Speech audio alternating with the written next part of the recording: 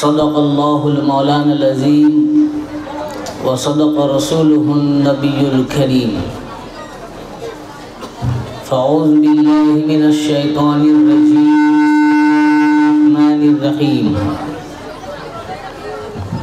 إن الله وملائكته يصلون على النبي يا أيها الذين آمنوا صلوا عليه وسلموا تسليما اللهم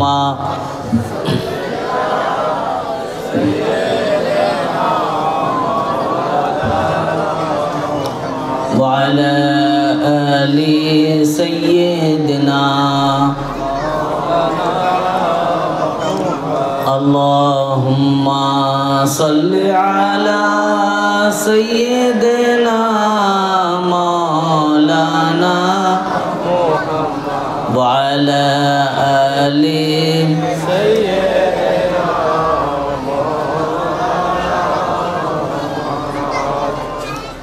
মুআজ্জাজ সামিঈন কিরাম, উপস্থিত সমস্ত আশিকানে মুস্তাফা, মুহিব্বানে আহলে বাইত কিরাম ও গোলামানে হযরত গাউসে আজম, খাস করে আমার সকল পীর ভাই ও পীর বোন, এছাড়া এখানে উপস্থিত এবং অনলাইন লাইভ টেলিকাস্টের মাধ্যমে দূর থেকে সকল সুধীবৃন্দ, আপনাদের প্রত্যেককে জানাই আজকে মওলা পাকের উরস পাকের মুবারকবাদ এবং আমার পক্ষ থেকে আন্তরিক প্রীতি, শুভেচ্ছা, ভালোবাসা, অভিনন্দন এবং আসসালামু আলাইকুম রহমতুল্লাহি ওয়া বারাকাতুহু। ওয়ালাইকুম আসসালাম ওয়া রাহমাতুল্লাহি ওয়া বারাকাতুহু। আজকে আমরা ইনায়েতনগর খানকা শরীফে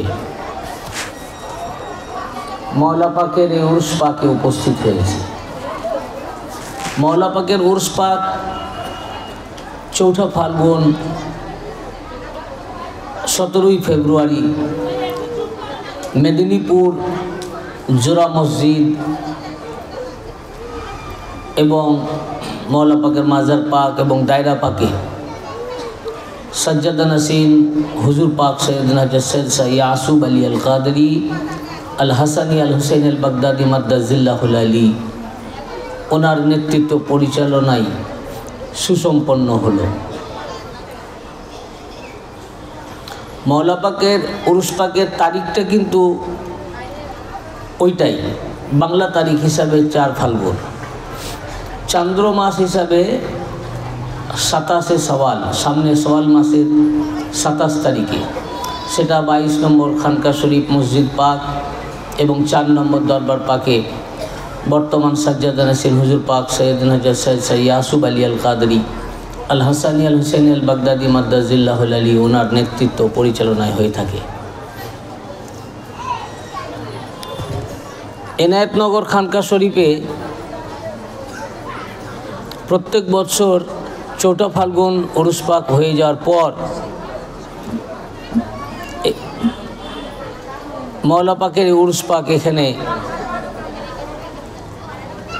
অনুষ্ঠিত হয়। সেই অনুসারে আজকে 11ই ফাল্গুন মওলা পাকের উরস পাক অনুষ্ঠিত হচ্ছে। এনায়েতনগর এবং তৎসংলগ্ন 24 পরগনা জেলার, দক্ষিণ 24 পরগনা জেলার বিভিন্ন এলাকা থেকে, হিমচি, দক্ষিণ গৌরীপুর ও আরও অন্যান্য গ্রাম থেকে, আমাদের বইচবেরিয়া, আরও অন্যান্য গ্রাম থেকে আমাদের পীর ভাই ও পীর বোনেরা মওলা পাকের উরস পাকে মজলিস পাকে উপস্থিত হয়ে হাজির হয়ে তার ফায়েজ হাসিল লাভ করার জন্য এখানে এসেছেন। আজকে আমি আপনাদের সামনে একটা বিশেষ মওজু নিয়ে আলোচনা করব। সম্ভবত এই বিষয় নিয়ে আমি আপনাদের এখানে আগে কখনো বলি নাই। সেটা সূরা আল কাউসার থেকে। এই সূরা আল কাউসারের পুরা তাফসীর সংক্ষেপের মধ্যেই করব, বেশি রাত করব না। এই আয়াত পাকের তাফসীরের উপরে আজকে আমাদের আলোচনা, এবং বিশেষ করে আল্লাহ তাআলা যে ইরশাদ ফরমাচ্ছেন ইন্না আ'তাইনাকাল কাউসার, নিশ্চয়ই আমরা আপনাকে কাউসার আতা করেছি, দান করেছি। রসুল পাক সাল্লাল্লাহু আলাইহি ওয়াসাল্লামকে আল্লাহ পাক বলছেন। এই কাউসারের উপরেই আজকে মেন আমার ব্যাখ্যা হবে। এর মধ্যে সব কিছু চলে আসবে। অনেক রকম আমাদের প্রশ্নের সম্মুখীন হতে হয়, সে সমস্ত প্রশ্নের জবাবও এর তাফসীরেই চলে আসবে। যেমন অনেকেই প্রশ্ন করেন বা বলেন যে রাসূল পাক সাল্লাল্লাহু আলাইহি ওয়াসাল্লাম একটা শাহজাদা ছিল না, তাহলে ওনার আওলাদ কী করে হলো? এর জবাবও আমরা এখান থেকে পাব। এটি কোরআন পাকের সবচেয়ে ছোট সূরা,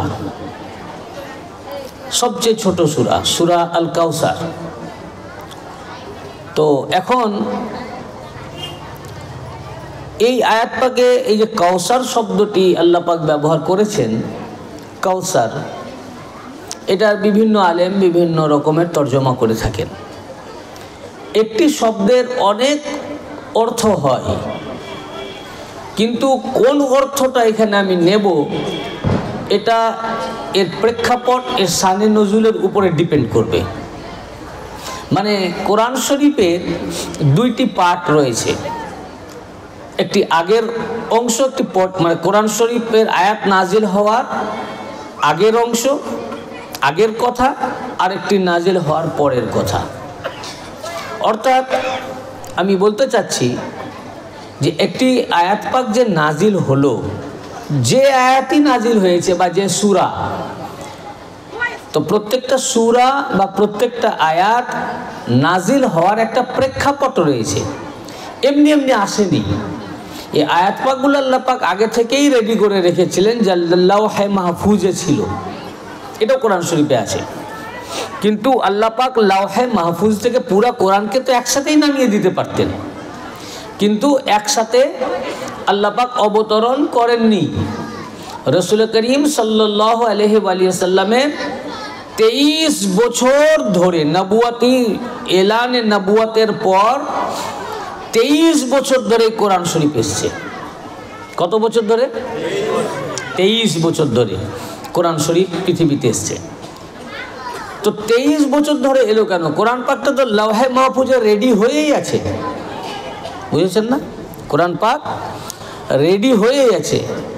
তো রাসূল পাক সাল্লাল্লাহু আলাইহি ওয়াসাল্লাম আসলেন, দ্বীনের তাবলীগ শুরু করলেন, আর তখনই আল্লাহ পাক জিবরাইলকে দিয়ে আলাইহিস সালাম ওনাকে দিয়ে পুরা কমপ্লিট কোরআনটাই পাঠিয়ে দিতে পারতেন। কমপ্লিট কোরআন পাঠাননি, কারণ এক একটি আয়াত শরীফ এসেছে এক একটা ঘটনার পরিপ্রেক্ষিতে। যখন নবী পাক সাল্লাল্লাহু আলাইহি ওয়াসাল্লামের জিন্দেগিতে যখন যে ঘটনা ঘটেছে, ওই আয়াত সেই ঘটনার পরিপ্রেক্ষিতে সেই আয়াত পাক এসেছে। তো যে ঘটনার পরিপ্রেক্ষিতে আয়াত পাক নাজিল হয়, সেই প্রেক্ষাপটকে বলা হয় শানে নুজুল। সেই প্রেক্ষাপটকে কি বলে? শানে নুজুল। যে প্রেক্ষাপটে, যে কারণে, যে উদ্দেশ্যে, যে ঘটনাকে কেন্দ্র করে আল্লাহ পাক আয়াত পাক অবতরণ করেছেন, সেই ঘটনা বা সেই প্রেক্ষাপটকে বলে শানে নুজুল। এখন আয়াতে কারিমা তো চলে আসলো, কিন্তু কোরআন পাকের এই থট, এই ফিলোসফি, এই দর্শন, এর অর্থ, এর গভীরতা, এর ডেপথ সাহাবায়ে কেরাম হলেও তাদের মাথায় সব কিছু ঢুকতো না। তখন সাহাবায়ে কেরামগণ রাসূল পাক সাল্লাল্লাহু আলাইহি ওয়াসাল্লামের সামনে এসে দাঁড়াতেন এবং তারা প্রশ্ন করতেন, ইয়া রাসূলুল্লাহ, এর মানে কি? এই আয়াতের অর্থ কি? এর ব্যাখ্যা কি? এটা তো বুঝলাম না। যেমন আয়াত পাক অবতীর্ণ হলো সূরা আশ-শূরার 25 পারা 23 নম্বর আয়াত, কুল লা আসআলুকুম আলাইহি আজরান ইল্লাল মাবাদ্দাতা ফিল কুরবা।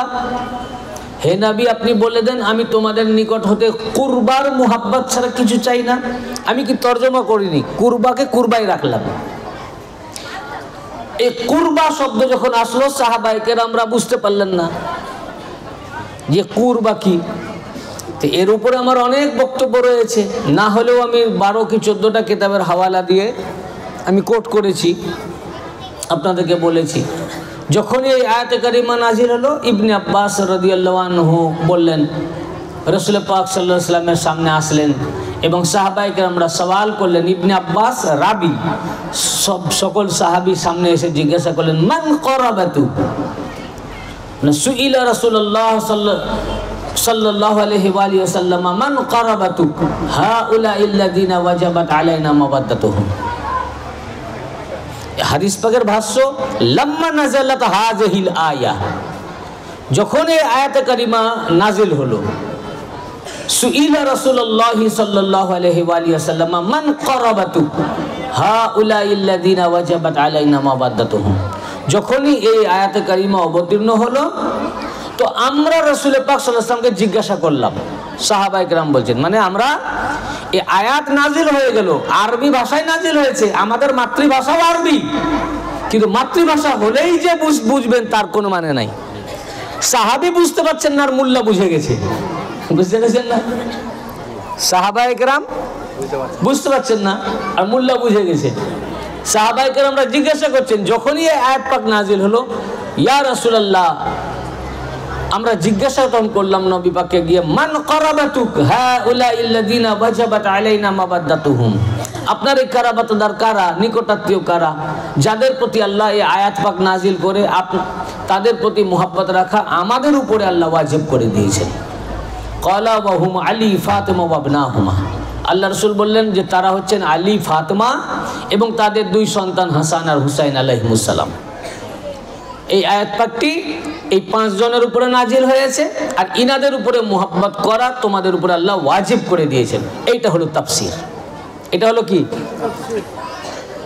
আয়াত পাক নাজিল হওয়ার পর যখন সাহাবায়ে কেরামগণ বুঝতে পারেননি, রাসূল পাকের সামনে দ্বারস্থ হয়েছেন যে ইয়া রাসূলুল্লাহ, এর অর্থ কি? আয়াত নাজিল হলো ঠিক, কিন্তু আমরা বুঝলাম না। আল্লাহ রাসূল ব্যাখ্যা করে যখন বুঝিয়ে দিয়েছেন, তো আয়াত পাকের যখন ব্যাখ্যা দিলেন একে বলে তাফসীর। যে প্রেক্ষাপটে আয়াত নাজিল হলো, যে ঘটনাকে কেন্দ্র করে, তাকে বলে শানে নজুল। এই আয়াতের শানে নজুল কি, কি কারণে নাজিল হলো, এর প্রেক্ষাপটটা কি? প্রেক্ষাপট কিন্তু এটা নয়। প্রেক্ষাপট হচ্ছে ইবনে আব্বাস রাদিয়াল্লাহু আনহু বলেন যে তিনি মদিনা শরীফের গলি দিয়ে যাচ্ছিলেন, তো আনসারেরা নিজেদের মধ্যে আলোচনা করছিল। তারা বলছিলেন যে আমরা রাসূল পাককে ঘর দিয়েছি, উনি ঘর পেয়েছেন, আমরা লোক জনবল দিয়ে সাহায্য করেছি, উনি আমাদের দ্বারা সাহায্যকৃত হলেন, ওনাকে দেশের মক্কাবাসী, ওনার জন্মস্থান তারা তাড়িয়ে দিল, আমরা ওনাকে আশ্রয় দিয়েছি, আমরা আমাদের স্ত্রী পুত্র সন্তান সব কিছু দিয়ে, অর্থ টাকা ধন দৌলত দিয়ে আমরা সাহায্য করেছি। ইবনে আব্বাস যখন এই কথা শুনলেন, ওনার মনটা খারাপ হলো। উনি রাসূল পাক সাল্লাল্লাহু আলাইহি ওয়াসাল্লামকে পুরো ঘটনা শোনালেন যে তারা গর্ব করছে আপনাকে, যে ওরা সাহায্য করেছে, ঘর দিয়েছে, বাড়ি দিয়েছে, ধন দৌলত দিয়েছে, তারপরে জনবল দিয়ে সাহায্য করেছে, তাই তারা গর্ব করছে। রাসূল পাক এই কথা শুনে তিনি তাদের মাঝে উপস্থিত হলেন এবং উপস্থিত হয়ে জিজ্ঞাসা করলেন যে তোমরা এরকম এরকম বলছিলে? তারা বললেন ইয়া রাসূলুল্লাহ, হ্যাঁ আমরা এরকম বলছিলাম। তখন তিনি বললেন যে তোমরা কি অন্ধকারে পড়েছিলে না? তো বললেন যে ইয়া রাসূলুল্লাহ, আমরা অন্ধকারে পড়েছিলাম। তোমাদেরকে আলোর দিকে কে নিয়ে এসেছে? বলে আপনি। তোমরা গুমরাহিতে ছিলে, পথভ্রষ্টের মধ্যে লিপ্ত ছিলে, পথভ্রষ্টতা থেকে হেদায়েতের দিকে তোমাদেরকে কে এনেছে? বলে আপনি। তোমরা জাহান্নামের কিনারায় চলে গেছিলে, সেখান থেকে জান্নাতের দিকে তোমাদেরকে কে নিয়ে এসেছে? বলে আপনি। তোমরা বেঈমান ছিলে, তোমাদেরকে ইমানের মতো দাওলাত দান করেছে কে? বলে আপনি।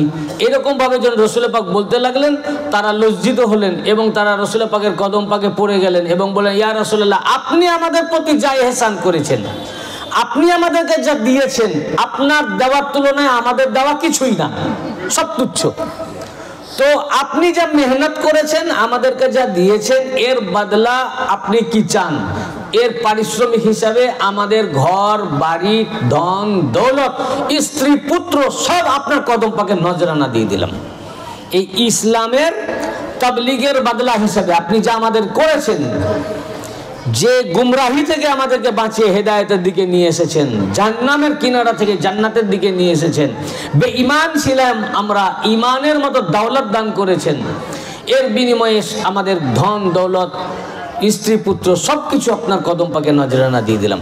যখন তার কথা বললেন, তখনই জিবরিল আলাইহিস সালামকে আল্লাহ পাঠিয়ে আয়াত পাক নাজিল করলেন যে কি, যে হে রাসূল, আপনি বলে দেন ওরা আপনার রিসালাতের বদলা দিতে চায়।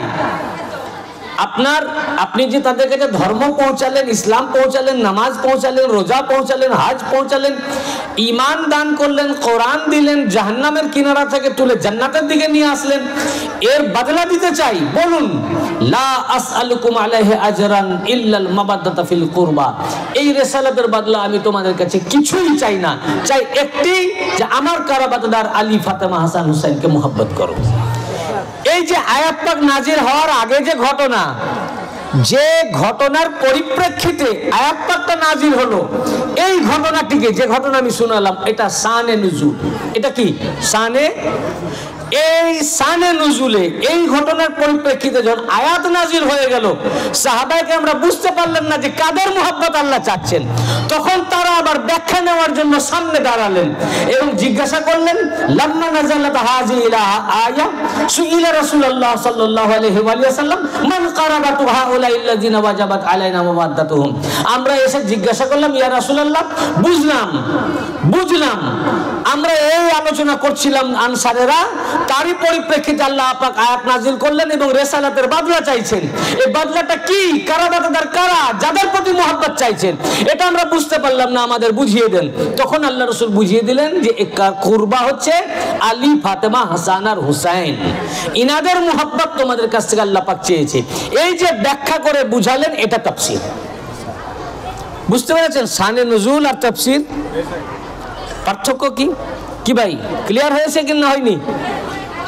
তো প্রত্যেকটা আয়াত খালি কুরবা শুনলেই এখন আবিধানিক অর্থ ট্রান্সলেট করে দেন তো আপনি গুমরা হয়ে যাবেন। এর জন্য কুরবার মানে কি বোঝার জন্য শানে নুজুল দেখতে হবে এবং তাফসীর দেখতে হবে। আবার একটা শব্দের অনেক মানে হয়, যেমন আইনুন, আইনুন, আইন, আইন, আইন, ইয়ানুন, আইন, এ শব্দের 64টা অর্থ আছে।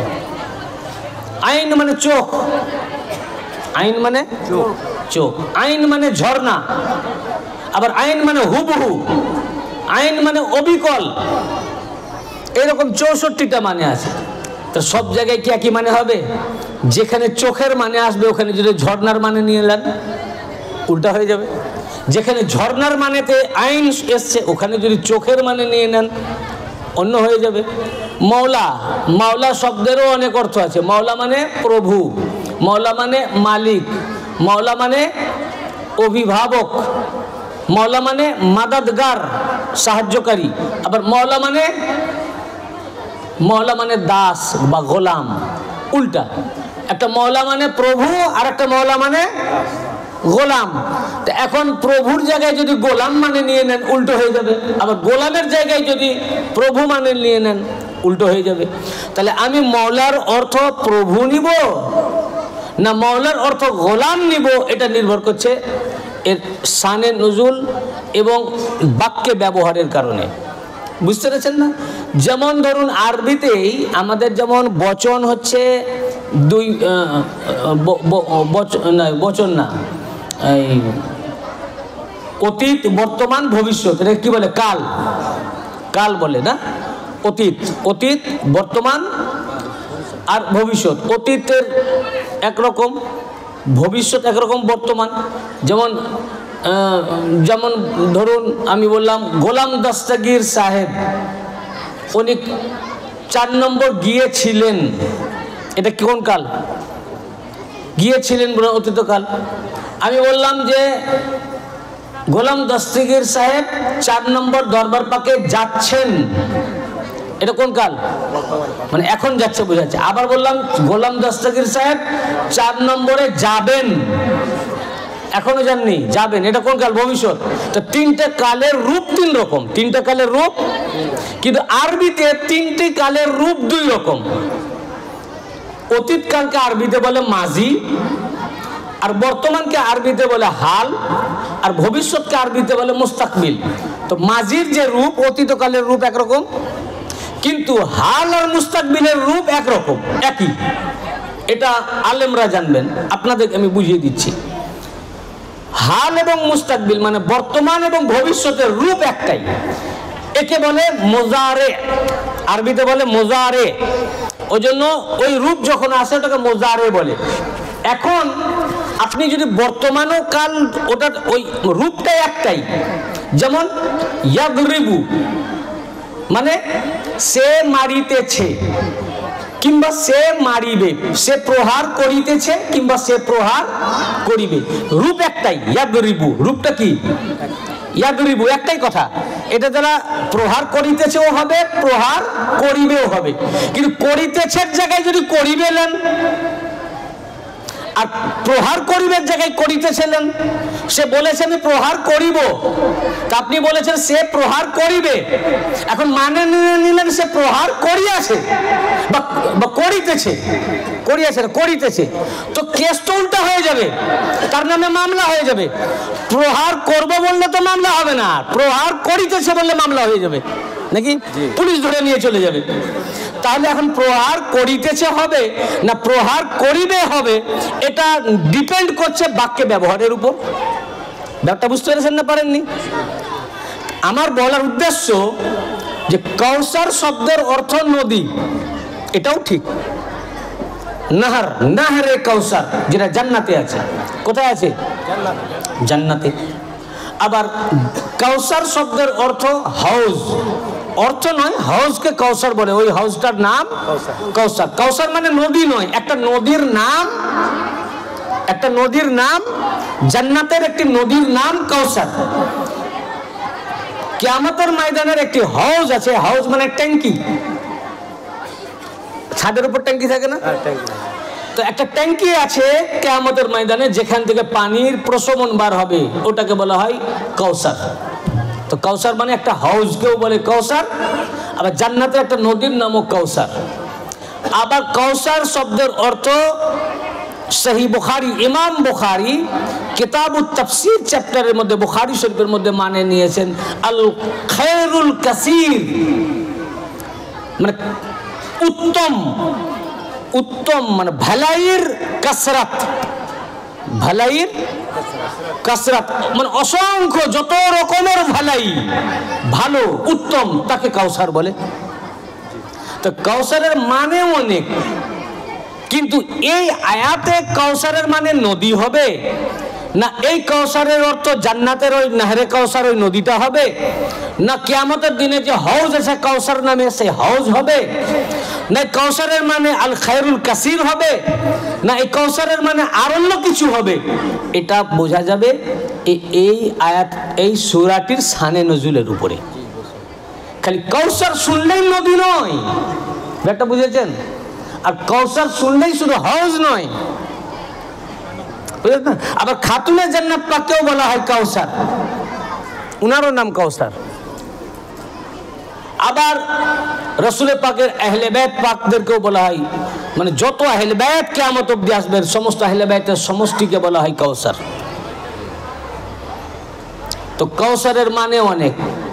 এখানে আমি মানে কি নিব, কি হবে, নদী হবে কি হাউজ হবে কি আর অন্য কিছু হবে, এটা ডিপেন্ড করছে এই আয়াতের এই সূরার শানে নজুল হিসাবে।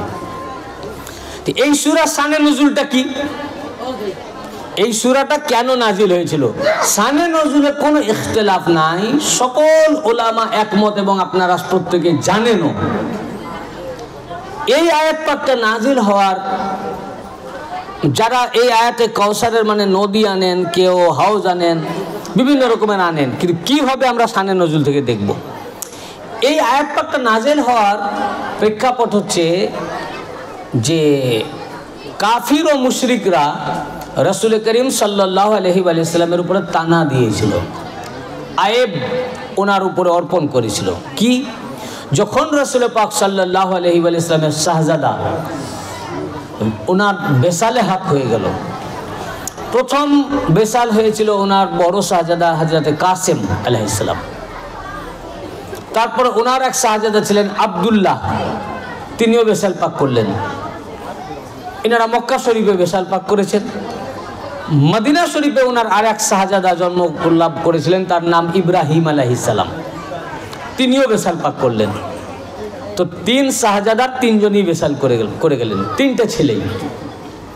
তো যখন ওনার পুত্র সন্তান বেসাল পাক লাভ করলেন, সব দুনিয়া ছেড়ে চলে গেলেন, তখন কুফফার এবং মুশরিকেরা তানা দিতে লাগলো যে মুহাম্মদ সাল্লাল্লাহু আলাইহি ওয়াসাল্লামের তো আর সন্তান নাই,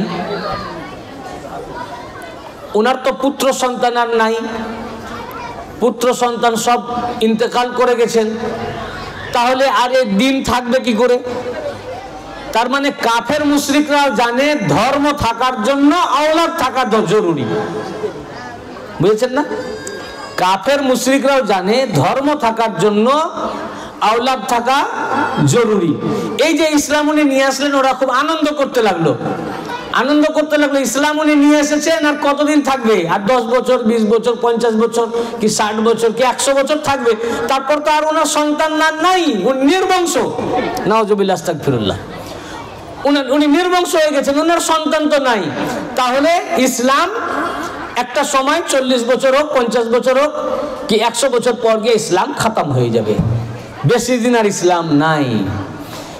এই কাফেরদের এই বাচনিক ভঙ্গি থেকেও বোঝা যায় ইসলাম থাকার জন্য আহলে বাইত থাকা জরুরি, আর রাসূল পাকের পর ওনার বংশধরেরা কিয়ামত পর্যন্ত ইসলামকে কায়েম রাখবেন, তাদের কথাতেই বোঝা যাচ্ছে।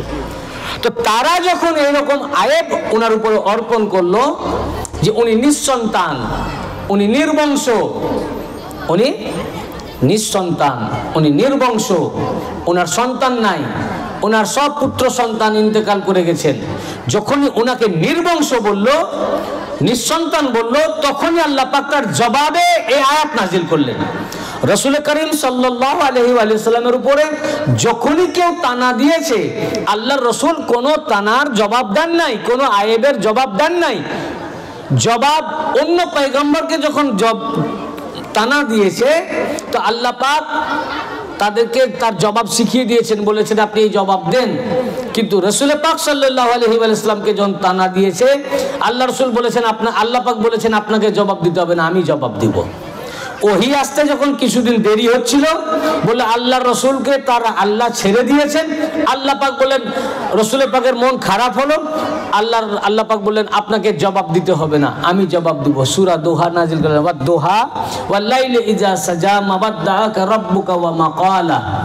বললেন আপনার ওয়াদ-দোহা চাঁদের নেই আপনার রওশন চেহারার কসম, ওয়াল-লাইলি ইযা সাজা অন্ধকার যখন ছেয়ে যায় এই রকম আপনার গোপন ভেদের কসম, মা ওয়াদ্দাআকা রাব্বুকা ওয়া মা ক্বালা, আপনার রব আপনাকে ছাড়েন নাই, বা আপনার থেকে আল্লাহ আপনার রব বিমুখ হন নাই, বরং কি হয়েছে, ওয়ালাল আখিরাতু খায়রুল লাকা মিনাল উলা, আপনার প্রত্যেক মুহূর্ত আগের মুহূর্ত অপেক্ষা পরের মুহূর্তকে আল্লাহ পাক প্রত্যেক মুহূর্তে মুহূর্তে আপনার মান সম্মান মর্যাদা আপনাকে আল্লাহ পাক বৃদ্ধি করছেন। আল্লাহ জবাব দিচ্ছেন। ঠিক এখানেও যখনই তানা দিল তারা কাফির ও মুশরিকরা যে উনি নির্বংশ, ওনার কোনো সন্তান নাই, উনি নির্বংশ হয়ে গেছেন, সঙ্গে সঙ্গে আল্লাহ পাক সূরা কাউসার নাজিল করলেন তাদের জবাবে, যে আমার হাবিবকে তোমরা নির্বংশ বলেছো, আমার হাবিবকে তোমরা লেজ কাটা বলেছো, নিঃসন্তান বলেছো। আল্লাহ পাক আয়াত নাজিল করে জবাব দিচ্ছেন, ইন্না আ'তাইনাকাল কাউসার, নিশ্চয় আমি আপনাকে কাউসার আতা করেছি, অতএব ফাসাল্লি লিরাব্বিকা ওয়ানহার, ওদের কথায় কান দিবেন না, আপনি রবের সালাত আদায় করুন এবং কুরবানি করুন। ইন্না শানিয়াকা হুয়াল আবতার, যারা আপনাকে নির্বংশ বলেছে আসলে ওরাই নির্বংশ। এখন তারা রাসূল পাককে নির্বংশ বলেছে, নিঃসন্তান বলেছে, লেজ কাটা বলেছে, আর আল্লাহ পাক তার জবাবে আয়াত নাজিল করলেন যে হে আমার রাসূল, ওরা আপনাকে নির্বংশ বলছে, শুনুন তার জবাব, ইন্না আতাইনাকাল কাউসার, আমি আপনাকে কাউসার দান করেছি। এখন এই কাউসারের মানে যদি নদী নেওয়া হয়, তো এখানে নির্বংশ হওয়ার সাথে নদী দান করার যুক্তি কোথায়? বুঝতে পেরেছেন না? কি হাউজে কাউসার নেওয়া হয়, তারা বলছে নির্বংশ, আপনাকে নির্বংশ বলেছে, তাতে কি আছে, আপনাকে তো আমি একটা নদী দিয়েছি। আপনাকে নির্বংশ বলছে, আপনাকে তো কিয়ামতে একটা হাউস দান করেছি, ট্যাঙ্কি দান করেছি। ভাই নির্বংশের সাথে ট্যাঙ্কি দান করার কি সম্পর্ক? আর জান্নাতের নদী দান করার কি সম্পর্ক? আপনি যদি বলেন যে আমি আল্লাহর কাছে এত সন্তান চাইলাম, আমার সন্তান আর হচ্ছে না, বলে আমার 60 বছর বয়স হয়ে গেল, আমার সন্তান আর হলো না, আর হুমায়ুন ভাই যদি আপনাকে বলে, আরে ভাই আপনার সন্তান না থাকলে তো কি, আপনার 60 বিঘা জুড়ে একটা আমের বাগান আছে, তা আপনি হুমায়ুন ভাইকে খুশি হবেন না রেগে যাবেন যে তুমি আমাকে টিটকারি মারছো? আর 60 বিঘা বাগান কি করবে? সারা দুনিয়া যদি আল্লাহ আমাকে দিয়ে দেন, তবুও পুত্র সন্তানের সুখ দুনিয়া আমাকে দিতে পারবে না। উল্টা আপনি রেগে যাবেন যে তুমি আমাকে টিটকারি মারছো। সন্তানের সাথে বাগানের কি সম্পর্ক? আপনাকে যদি কেউ বলে যে তোমার সন্তান নেই তো কি আছে, তোমার তো 10-12টা দিঘি আছে, প্রতিদিন কয়েক কুইন্টাল মাছ তোমার উঠে, তো লোকে বলবে এই পাগল না? আর সন্তানের সাথে আমার দিঘির কি সম্পর্ক? বুঝতে পেরেছেন না? তো শানে নজরুলের সাথে নদী, হাউস এগুলো মিলে না। তারা বলছে আপনি নির্বংশ, আপনার সন্তান নাই, আর আল্লাহ পাক বলছেন আমি নদী, আপনাকে আমি নদী দিয়েছি। এটা জবাব হলো? এটা আল্লাহর শানকেই ছোট করা হলো, যে আল্লাহ পাকের এটা জবাব হলো যে আমি আপনাকে নদী দিয়েছি, আপনাকে হাউস দিয়েছি, আপনাকে ট্যাঙ্কি দিয়েছি কিয়ামতের ময়দানে। এটা কোনো উত্তর হলো না। আহলে বাইত পাকের মানকে এবং রাসূল পাকের মানকে খাটো করার জন্য মোল্লারা এই মানে নিয়ে আসে, বরং রাসূল পাকের মানকেই খাটো করা হচ্ছে। এটা রাসূল পাকের মান খাটো হচ্ছে না, মান খাটো হচ্ছে আল্লাহ পাকের। যে আল্লাহ পাকের জবাব কেমন, যে রাসূল পাককে তারা নির্বংশ বলছে, আর আল্লাহ পাক জবাব দিচ্ছেন কিয়ামতের দিনে আপনাকে হাউজে কাউসার দিয়েছি, জান্নাতে আপনাকে নাহরে কাউসার দিয়েছি। কাউসার তো অবশ্যই জান্নাতের নদীটার নাম, কাউসার অবশ্যই হাউজে কাউসারের নাম, কিন্তু এখানে হাউজে কাউসার বোঝানো হয়নি। এখানে নিশ্চয় এই কাউসারের অর্থ নবী পাকের আওলাদের সঙ্গে সম্পর্কযুক্ত। কিসের সাথে বলুন? কেন নিঃসন্তান হওয়ার উপরে আয়াত নাজিল হয়েছে, অতএব সন্তানের সঙ্গে সম্পর্কযুক্ত এই আয়াতে কারিমা রয়েছে। কাউসারের সম্পর্ক সন্তানের সাথে সম্পর্কযুক্ত হবে, যেহেতু এর শানে নজরুল হচ্ছে সন্তান নিঃসন্তান হওয়াকে কেন্দ্র করে। বলুন, এই আয়াত পাঠটি নাজিল হওয়ার প্রেক্ষাপটই হচ্ছে নিঃসন্তান হওয়াকে কেন্দ্র করে। অতএব নিশ্চয়ই আল্লাহ তাআলা নিঃসন্তান না হওয়ার জবাব দিচ্ছেন। বুঝতে পারছেন না? নিশ্চয় আল্লাহ তাআলা নিঃসন্তান, ওরা নিঃসন্তান বলেছে, নির্বংশ বলেছে, তো আল্লাহ পাক নির্বংশ না হওয়ার জবাব দিচ্ছেন। অতএব কাউসার দ্বারা রাসূল পাক নির্বংশ নন, নিঃসন্তান নন, এটারই জবাব প্রতীয়মান হয়। এখন আমি তো আপনাদেরকে যুক্তি দিয়ে তখন বোঝালাম, আমরা এটা বোঝার জন্য যাব তাফসিরে। কোথায় যাব? তাফসিরে। আমি এখানে কয়েকটি তাফসির আপনাদের সামনে তুলে ধরব। এই তাফসিরগুলো মৌলভী সাহেব আপনাদেরকে বলবে না, শুধু লম্বা দাড়ি নিয়ে চিৎকার করবে। কেন? এদের ভিতরে মূর্তি ঢুকে আছে, এদের ভিতরে ওইটা এখনো ঢুকে রয়েছে। যদিও তারা নামাজের মধ্যে আহলে বাইতের উপরে দরুদ পড়ে, কিন্তু ওরা চাইছে যে নবী পাক নিঃসন্তানই থাকেন, যার কারণে ওরা এ মানে তাফসিরের কিতাবের মধ্যে থাকার পরেও মৌলভী সাহেব এগুলো বলে না। দেখুন আমি আপনাদের শোনাচ্ছি। প্রথম তাফসির ইমাম রাজি রহমতুল্লাহ আলাইহি, ইমাম ফখরুদ্দিন রাজি রহমতুল্লাহ আলাইহি তার তাফসির আল কাবীরে, এটা 32টি খণ্ডে লেখা। কয়টা খণ্ড? 32টা খণ্ডে লেখা তাফসির আল কাবীরের। এটা 32তম খণ্ডের 124 পৃষ্ঠা। কত পৃষ্ঠা? 124 পৃষ্ঠার মধ্যে ইমাম ফখরুদ্দিন রাজি রহমতুল্লাহ আলাইহি এই আয়াতের তাফসিরে বলেন, ওয়া কাউলুস সালিস, তৃতীয় বক্তব্য হলো এই যে আল কাউসার আওলাদুহু, এখানে কাউসারের অর্থ হচ্ছে রাসূল পাক সাল্লাল্লাহু আলাইহি ওয়াসাল্লামের আওলাদ। ইমাম রাজি রহমতুল্লাহ আলাইহি বলছেন, তারপর কারণ বয়ান করছেন, শুনুন কেন। আল কাউসার আওলাদুহু, এখানে কাউসারের অর্থ হচ্ছে রাসূল পাক সাল্লাল্লাহু আলাইহি ওয়াসাল্লামের আওলাদ, আহলে বাইত পাক। ক্বালু লিআন্না হাযিহি সূরা ইন্নামা নাযালাত রাদ্দান আলা মান আবাহু আলাইহিস সালাম বিআদামিল আওলাদ, কারণ এই সূরাটি নাজিল হয়েছে ইন্নামা কালেমে হাসার ব্যবহার করে এটাকে আরো শক্ত করে দিলেন ইমাম রাজি রহমতুল্লাহ আলাইহি। ইমাম ফখরুদ্দিন রাজি রহমতুল্লাহ আলাইহি বললেন এই সূরাটি কেবলমাত্র নাজিল হয়েছে দুশমনে রসুল, যারা রসুল পাক নিঃসন্তান হওয়ার ব্যাপারে ওনাকে আয়াত দান করেছিল, তার রদ হিসাবে আল্লাহ এই সূরা নাজিল করেছেন। ইমাম রাজি রহমতুল্লাহ আলাইহি বলছেন যে রসুল পাক সাল্লাল্লাহু আলাইহি ওয়াসাল্লাম নিঃসন্তান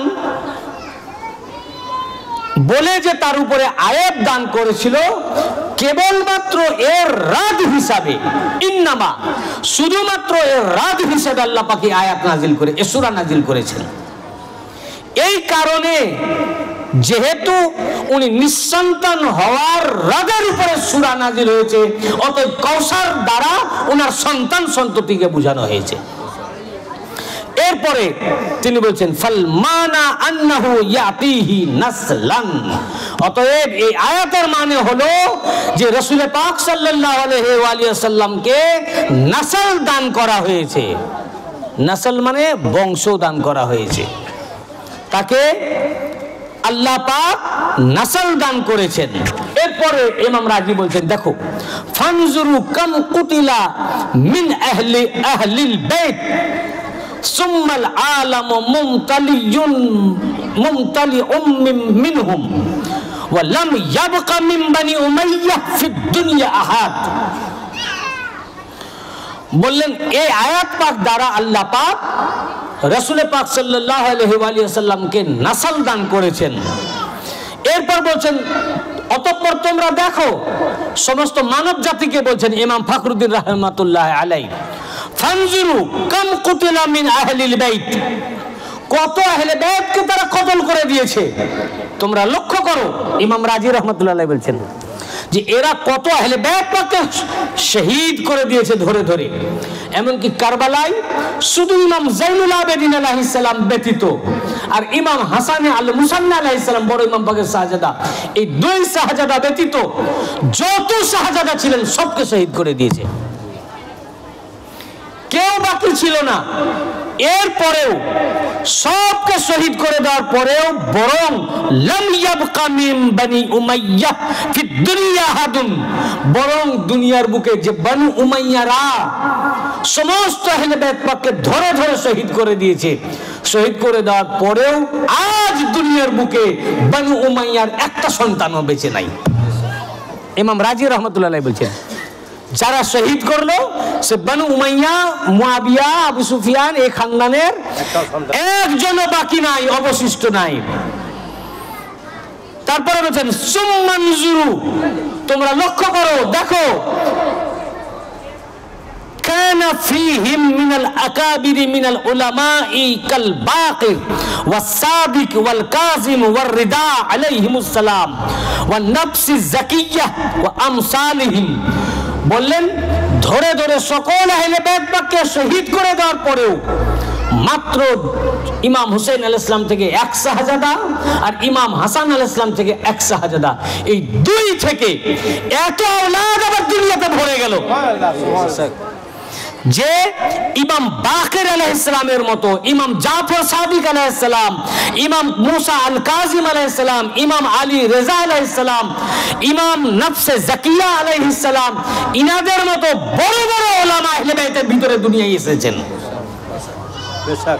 বড় বড় শুধু আহলে বাইত নয়, শুধু আউলিয়া কেরাম নয়, শুধু ইমাম নয়, আকাবেরে উলামা ছিলেন ইনারা, আকাবেরে উলামা। সকল আহলে বাইত পাককে ধরে ধরে শহীদ করে দেওয়ার পরেও এক ইমাম হুসাইনের সন্তান থেকে এবং এক ইমাম হাসান আলাইহিস সালামের সন্তান থেকে ফের দুনিয়াতে, সারা দুনিয়াতে আহলে বাইত পাক নবীজির আওলাদ পাকে ভরে গেছে। কিন্তু যারা শহীদ করলো ইমাম ফখরুদ্দিন রাজি রহমতুল্লাহ আলাইহি বলছেন সেই বানু উমাইয়াদের একজনও পৃথিবীতে বেঁচে নাই।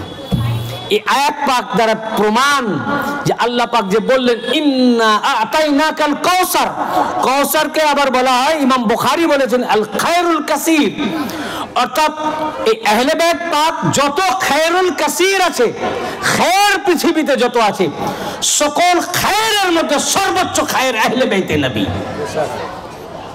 যত উত্তম আছে, যত ভালাই আছে, সবচেয়ে উত্তম সবচেয়ে ভালাই আহলে বাইত পাক।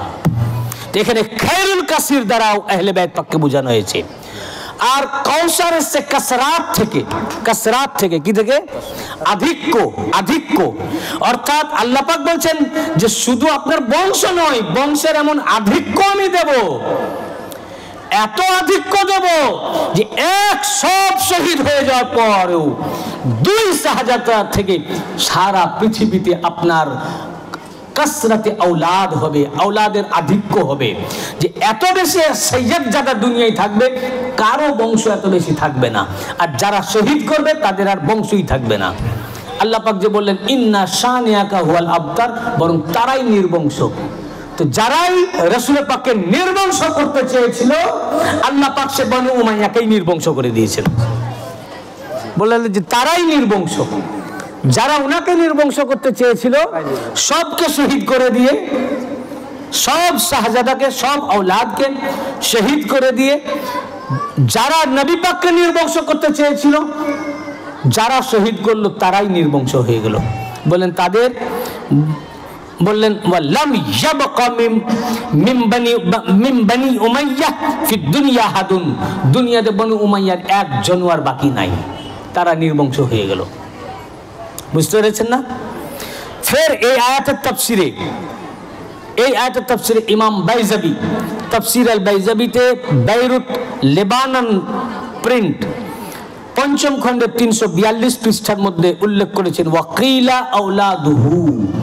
এখানে আল্লাহ পাক যে বলেছেন আমি তোমাকে আপনার হে আমার রাসূল, আমি আপনাকে কাউসার আতা করেছি, তো এখানে কাউসার বলতে বলা হয়েছে তার আওলাদ আতা করেছেন। ইমাম বাইজাবিও বলেছেন। কটা তাফসীর হলো? 2 নাম্বার। এবারে আসুন ইমাম জালালউদ্দিন সিউতি, ইমাম সাবি রহমাতুল্লাহ আলাইহি তাফসিরে জালালাইনের হাসিয়া আস-সাবি 6ষ্ঠ খণ্ড পৃষ্ঠা নম্বর 2437, এর মধ্যে উল্লেখ করেছেন আন্নাহু যুররিয়াতুল কাসীরা, আন্নাহু যুররিয়াতুল কাসীরাতুল মুবারাকা। আল্লাহ পাক বললেন যে আমি আপনাকে কাউসার দান করেছি, এর অর্থ নিশ্চয় আল্লাহ পাক তাকে পবিত্র যুররিয়াতের কাসরাত দান করেছেন। ইমাম সাবি রহমাতুল্লাহ আলাইহি বলছেন যে এর অর্থ আল্লাহ পাক পবিত্র যুররিয়াতের আধিক্য দান করেছেন, কাসরাতে যুররিয়াত, বংশধর। বড় বড় আইম্মা ও মুফাসসিরিনে কেরাম এই কাউসারের অর্থ নিয়েছেন রাসূল পাকের আওলাদ আহলে বাইত পাক। এরপরে বলছেন ওয়াকাদ হাক্কাকাল্লাহু যালিক ফালা তাজিদ যুররিয়াতান লিআহাদিন মিনাল খালক মিসলা যুররিয়াতি মুস্তাফা সাল্লাল্লাহু আলাইহি ওয়া আলিহি ওয়াসাল্লাম ফিল কাসরা ওয়ালা ফিল বারাকাতি ইলা ইয়াউমিল কিয়ামাহ। বলে আল্লাহ পাক তাহকিক করে দিয়েছেন এই আয়াত পাক নাজিল করে। ইমাম সাবি রহমাতুল্লাহ আলাইহি বলেন আল্লাহ পাক তাহকিক করে দিয়েছেন এই আয়াত কারিমা নাজিল করে যে যত আওলাদ ও যুররিয়াত ও নসল হযরত মুহাম্মদ মুস্তাফা সাল্লাল্লাহু আলাইহি ওয়াসাল্লামের কাসরাতের সাথে বৃদ্ধি আল্লাহ করেছেন, কায়নাতে কোন ইনসানের এত নসল বৃদ্ধি পায়নি। এটা আল্লাহ তাহকিক করে দিয়েছেন এই আয়াত, এই সূরা নাজিল করে দিয়ে। আল্লাহ পাক সূরা কিসের পরিপ্রেক্ষিতে নাজিল করেছেন আর মুল্লারা কোন দিকে নিয়ে যায়? এই ইমামকে পড়ো, এই মুফাসসিরিন কেরামকে পড়ো, তাহলে প্রমাণ হয়ে যাবে। তো আমার মেদিনীপুর দরবার পাক এটাও আহলে বাইত পাকের দরবার। তো এই সূরা কাউসার, এই কাউসারের মধ্যে মেদিনীপুর দরবারও শামিল। মেদিনীপুর দরবার পাক। নারায়ে তাকবীর, নারায়ে রিসালাত, নারায়ে রিসালাত, নারায়ে হায়দারি, নারায়ে হায়দারি, নারায়ে গাউস, নারায়ে গাউস। আমাদের আকা মাওলা বর্তমান জামানার ইমাম হযরত সৈয়দ শাহ ইয়াসুফ আলী আল কাদরি জিন্দাবাদ। আমাদের আকা মাওলা বর্তমান জামানার ইমাম হযরত সৈয়দ শাহ ইয়াসুফ আলী আল কাদরি জিন্দাবাদ। নারায়ে তাকবীর। তো ইমাম সাবি রহমাতুল্লাহ আলাইহি তাফসিরে জালালাইনের হাসিয়াতে এবং হাসিয়া সাবির মধ্যে উল্লেখ করেছেন যে আল্লাহ পাক এই সূরা নাজিল করে তাহকিক করে দিয়েছেন যে মুহাম্মদ মুস্তাফা সাল্লাল্লাহু আলাইহি ওয়া সাল্লামের এত আওলাদের আধিক্য ঘটেছে, কাসরাতে আওলাদ আল্লাহ পাক দান করেছেন, যা কোন মানুষের এত আধিক্য, এত সন্তান, এত আওলাদ ও নসলের আধিক্য আল্লাহ পাক কোন ইনসানকে দেননি যতটা মুহাম্মদ মুস্তাফা সাল্লাল্লাহু আলাইহি ওয়াসাল্লামকে দিয়েছেন। যার কারণে দেখুন না, পৃথিবীর এমন কোন দেশ নাই যে দেশে সৈয়দ জাদা নাই, আহলে বাইত পাক নাই। আপনার বংশ আপনার এলাকাতেই, বরং 24 পরগনার বংশ 24 পরগনার ভিতরে উত্তরেও হয়তো নাই, হ্যাঁ, মুর্শিদাবাদে নাই। আর মদিনাওয়ালার বংশ মদিনা শরীফে, মক্কা শরীফে, আরব আজমে, লন্ডনে, আমেরিকাতে, মালয়েশিয়াতে, সিঙ্গাপুরে, ভারতবর্ষে, পাকিস্তানে, বাংলাদেশে, লন্ডনে, কানাডাতে, সব দেশে আহলে বাইত পাক মদিনাওয়ালার বংশ, মদিনাওয়ালার বংশ। আমার বংশ মুর্শিদাবাদে খুব জোর, যদি আমার বৈবাহিক সূত্রে সম্পর্ক হয়েছে বীরভূমেতে, বীরভূমে, না আর একটু গিয়ে বর্ধমানে, এই পর্যন্ত আমাদের বংশ ছড়িয়েছে, তার বাইরে নাই, এইটুকু সীমাবদ্ধ। আর মদিনাওয়ালার বংশ সারা পৃথিবী জুড়ে সব সন্তানকে শহীদ করে দেওয়ার পরেও, সব আওলাদকে শহীদ করে দেওয়ার পরেও 2 সন্তান থেকে সারা পৃথিবীতে রাসূল পাকের আহলে বাইত বংশধর। তাহলে বলুন, তাহলে রাসূল পাকের নসল বড় না মানুষের নসল বড়? অন্য মানুষের। রাসূল পাকের আল্লাহ পাক যে বলছেন কাসরাতে আমি আওলাদ দান করেছি, তা আল্লাহ পাক যার সন্তানকে রাখবে, বুঝলেন না, তাকে খতম করনে ওয়ালা কি আছে? No protector like God. রাখে আল্লাহ, মারে কে? বুঝতে পেরেছেন না? যার কারণে বনু উমাইয়া, একটা ঘরেও বনু উমাইয়ার বংশ খুঁজে পাওয়া যাবে না, সারা পৃথিবীতে সৈয়দ জাদা আহলে বাইত পাক। সেটাই ইমাম সাদি রহমাতুল্লাহ আলাইহি বলেন, ওয়াকাদ হাক্কাকাল্লাহু যালিক, আল্লাহ পাকের সূরার নাজিলের মাধ্যমে তাহকিক করে দিলেন যে মুহাম্মদ মুস্তাফা সাল্লাল্লাহু আলাইহি সাল্লামের মাধ্যমে তার আওলাদের এত আধিক্য আল্লাহ দান করেছেন, পৃথিবীতে কোনো ইনসানকে এত বংশ দান আল্লাহ পাক করেননি। শুধু বংশ নয়, শুধু বংশের আধিক্য নয়, বরং অফিল বারাকাতি ইলা ইয়াউমিল কিয়ামা, বরং কিয়ামত পর্যন্ত বৃদ্ধি, মানে আহলে বাইত পাকের বরকত আল্লাহ পাক আতা করেছেন। কিয়ামত পর্যন্ত এই বৃদ্ধির বরকত থাকবে কিয়ামত অবধি। ফের এই সূরার তাফসিরে ইমাম আলুসি হানাফি, সুন্নি হানাফি, তার তাফসিরে রুহুল মাআনি 30তম খণ্ডের 245 পৃষ্ঠা, লাইন 15 থেকে 16 লাইনের মধ্যে ইমাম মাহমুদ আলুসি হানাফি, উনি ফিকহে হানাফির উপরে ছিলেন, ইমাম আবু হানিফার তাকলিদ করতেন। তিনি তার তাফসিরে রুহুল মাআনির 30তম খণ্ডের 245 পৃষ্ঠায় উল্লেখ করেছেন কি? তিনি বলেন, ওয়াকিলা হুয়া আওলাদুহু আলাইহিস সালাতু ওয়াস সালাম। এখানে ইন্না আতাইনাকাল কাউসার, আল্লাহ পাক বলেন আমি আপনাকে কাউসার আতা করেছি। এর দ্বারা বলা হয়েছে যে, এখানে এর দ্বারা বলা হচ্ছে যে আল্লাহ পাক রাসূল পাক সাল্লাল্লাহু আলাইহি ওয়া সাল্লামকে তার আওলাদ আতা করেছেন। কাউসার মানে আওলাদ, আওলাদের কাসরাত, কাসরাত আওলাদ, আওলাদের আধিক্য। এরপর বলছেন আন্নাস সূরা নাযালাত রাদ্দান আলা মান আবাহু সাল্লাল্লাহু তাআলা আলাইহি ওয়া আলিহি ওয়াসাল্লাম। কারণ এখানে কাউসারের অর্থ আওলাদ নেওয়ার অর্থ হচ্ছে এইটাই, কারণ হলো যে এই আয়াতটি নাজিলই হয়েছে যারা রাসূল পাকের উপরে আয়াত দান করেছিল যে উনি নিঃসন্তান, নির্বংশ, তার রাদ হিসেবে আল্লাহ এই সূরা নাজিল করেছেন। যেহেতু উনাকে নির্বংশ বলে যে আয়াত দিয়েছিল, তার রাদ হিসাবে যেহেতু সূরা নাজিল করেছেন, তাই এই সূরাতে কাউসারের অর্থ হচ্ছে তার আওলাদ পাক, রাসূল পাকের আওলাদ পাক। তো এখানে ইন্না আতাইনাকাল কাউসার, আমি আপনাকে কাউসার দান করেছি, তার মানে আপনাকে আমি কাসরাতে আওলাদ আতা করেছি, আওলাদের আধিক্য দান করেছি। এবং ওনার আওলাদ খাতুনে জান্নাত পাকের মাধ্যমে কিভাবে, এটার উপরে আমি 12টা কিতাব থেকে আমি এখানে পেয়েছি। কটা কিতাব? 12খানা কিতাব থেকে। ইমাম হাইসামি মাজমাউ জাওয়ায়েদের মধ্যে 9ম খণ্ডের 172 পৃষ্ঠায়, ইমাম আসকালানি তার লিসানুল মিজানের 3য় খণ্ডের 429 পৃষ্ঠায়, ইমাম শাওকানি নাইলুল আওতার 6ষ্ঠ খণ্ডের 38 পৃষ্ঠা, ইমাম তাবরানি মুজামুল কবিরের 3য় খণ্ডের 43 পৃষ্ঠা, হাদিস নাম্বার 2630,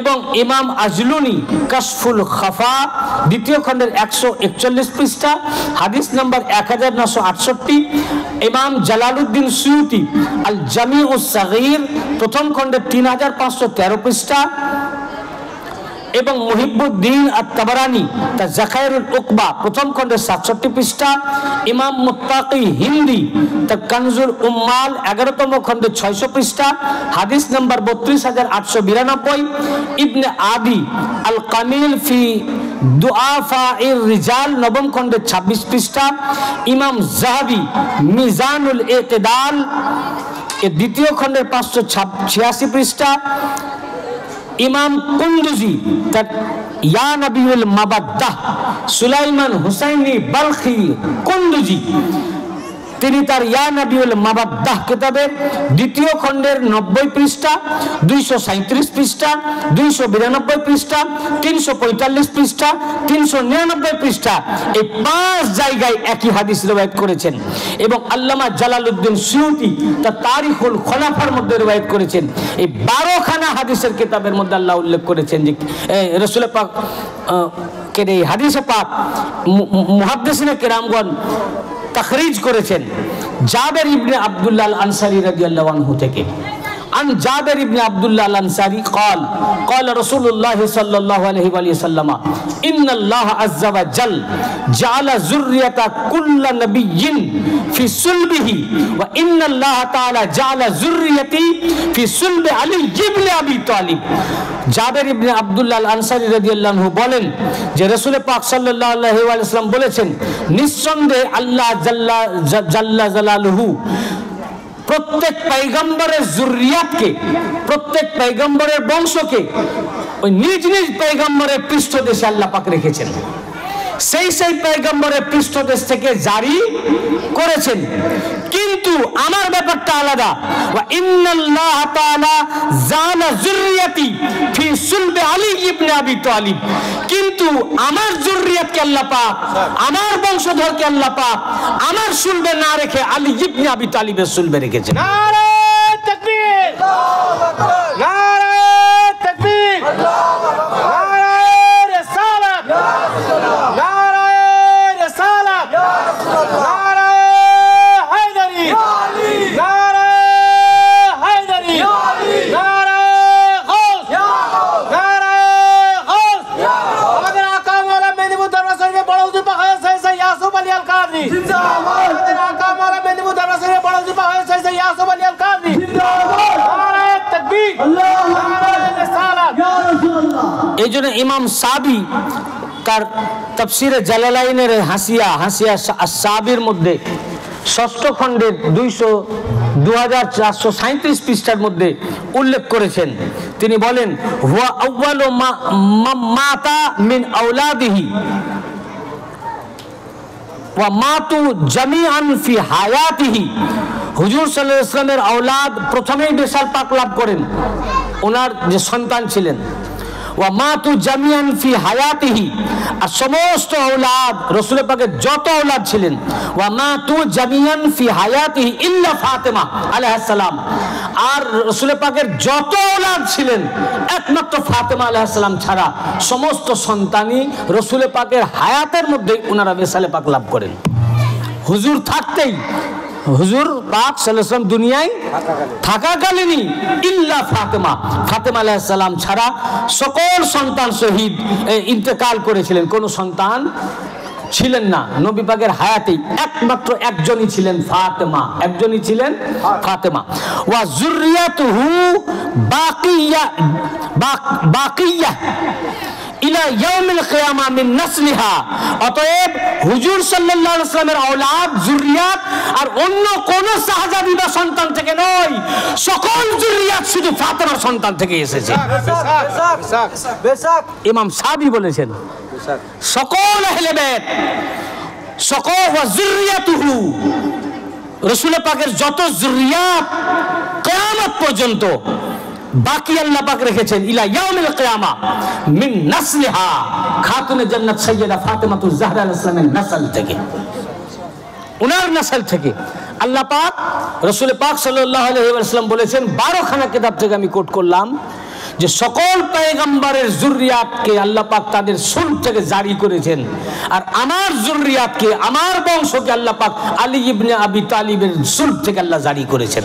আলী আলাইহিস সালামের সুলব থেকে খাতুনে জান্নাত পাকের নসলের মাধ্যমে কিয়ামত পর্যন্ত রাসূল পাকের আওলাদ পাক জারি হয়েছে। তো যত ফাতেমাতুজ জাহরা আলাইহিস সালামের সন্তান সব রাসূল পাকের সন্তান। সব কার সন্তান? এই জন্য রাসূল পাক সাল্লাল্লাহু আলাইহি ওয়াসাল্লাম বলেছেন, তিরমিজি শরীফ 2য় খণ্ড 219 পৃষ্ঠা, 219 পৃষ্ঠা, হযরত ওসামা বিন যায়েদ রাদিয়াল্লাহু আনহু হাদিস রিওয়ায়াত করেন, তিনি বলেন আমি কোন একটা কাজের জন্য রাসূল পাকের কাছে গেলাম, আমার কাজ তো রাসূল পাক সামনে আসলেন, তো ওনার কাপড়ে কিছু জড়ানো ছিল এবং 2 জানু মুবারকের উপরে রাখা ছিল। আমার কাজ যখন হয়ে গেল আমি জিজ্ঞাসা করলাম, ইয়া রাসূলুল্লাহ আপনার জানু মুবারকে কাপড়ে লেপটানো কি আছে? আল্লাহ রাসূল তখন কাপড় খুলে দিলেন, খুলে দেখছি 2 শাহজাদা হাসান হুসাইন কাপড়ের মধ্যে ঢুকে আছেন, উনাকেও সাথে করে নিয়ে চলে এসেছেন। আমি জিজ্ঞাসা করলাম, ইয়া রাসূলুল্লাহ ইনারা কারা? আল্লাহ রাসূল সাল্লাল্লাহু আলাইহি ওয়াসাল্লাম বলে, হাযানি আবনায়া ওয়া আবনা ইবনাতি আল্লাহুম্মা ইন্নী উহিব্বুহুমা ফাহিব্বহুমা ওয়া হিব্বামা ইউহিব্বুহুমা, বললেন এরা দুজনে আমার সন্তান, এরা দুজনে আমার বেটা এবং আমার কন্যা ফাতেমারও বেটা, আমারও বেটা আমার কন্যা ফাতেমারও বেটা। এরপরে বলে, আল্লাহ যারা এদের দুজনকে মুহাব্বত করে, আমি এদেরকে খুবই মুহাব্বত করি, তুমিও এদেরকে মুহাব্বত করো, এবং আল্লাহ এদেরকে এত মুহাব্বত করো যারা যারা হাসান হুসাইনকে মুহাব্বত করে তুমি তাদেরকেও মুহাব্বত করো। বুঝেছেন না? রাসূল পাক সাল্লাল্লাহু আলাইহি ওয়াসাল্লাম যখনই 2 ইমাম পাককে ডাকতেন, ইমাম হাসান কিংবা ইমাম হুসাইন আলাইহিস সালাম, দুজনের মধ্যে দুজন বা একজনকে, তো বলতেন হাযানি আবনায়া, এরা দুজনে আমার বেটা। ওনার শাহাদাত পাকের খবর শোনালেন, তো বললেন যে আমার বেটা ইমাম হুসাইনকে অতি সত্তর কারবালার মাটিতে শহীদ করে দিবে। মিশকাত শরীফের 572 পৃষ্ঠা।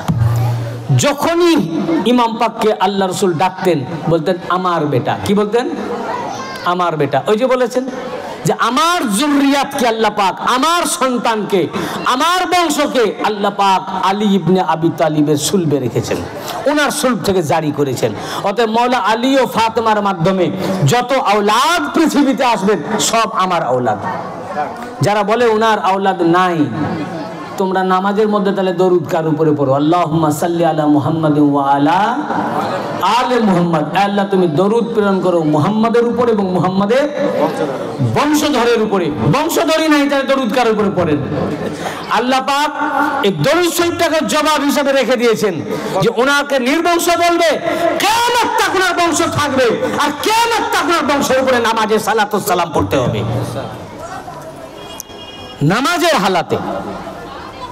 নামাজের হালাতে সালাত পড়ো নবীর উপরে ও আলে নবীর উপরে, নবীর উপরে ও আলে নবীর উপরে, নবীর বংশধরের উপরে সাল্লাল্লাহু আলাইহি ওয়াসাল্লাম।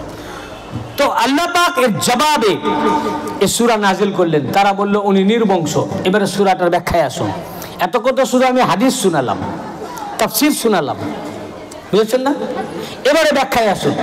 তারা বলল নির্বংশ, উনি নিঃসন্তান, ওনার বংশ নাই।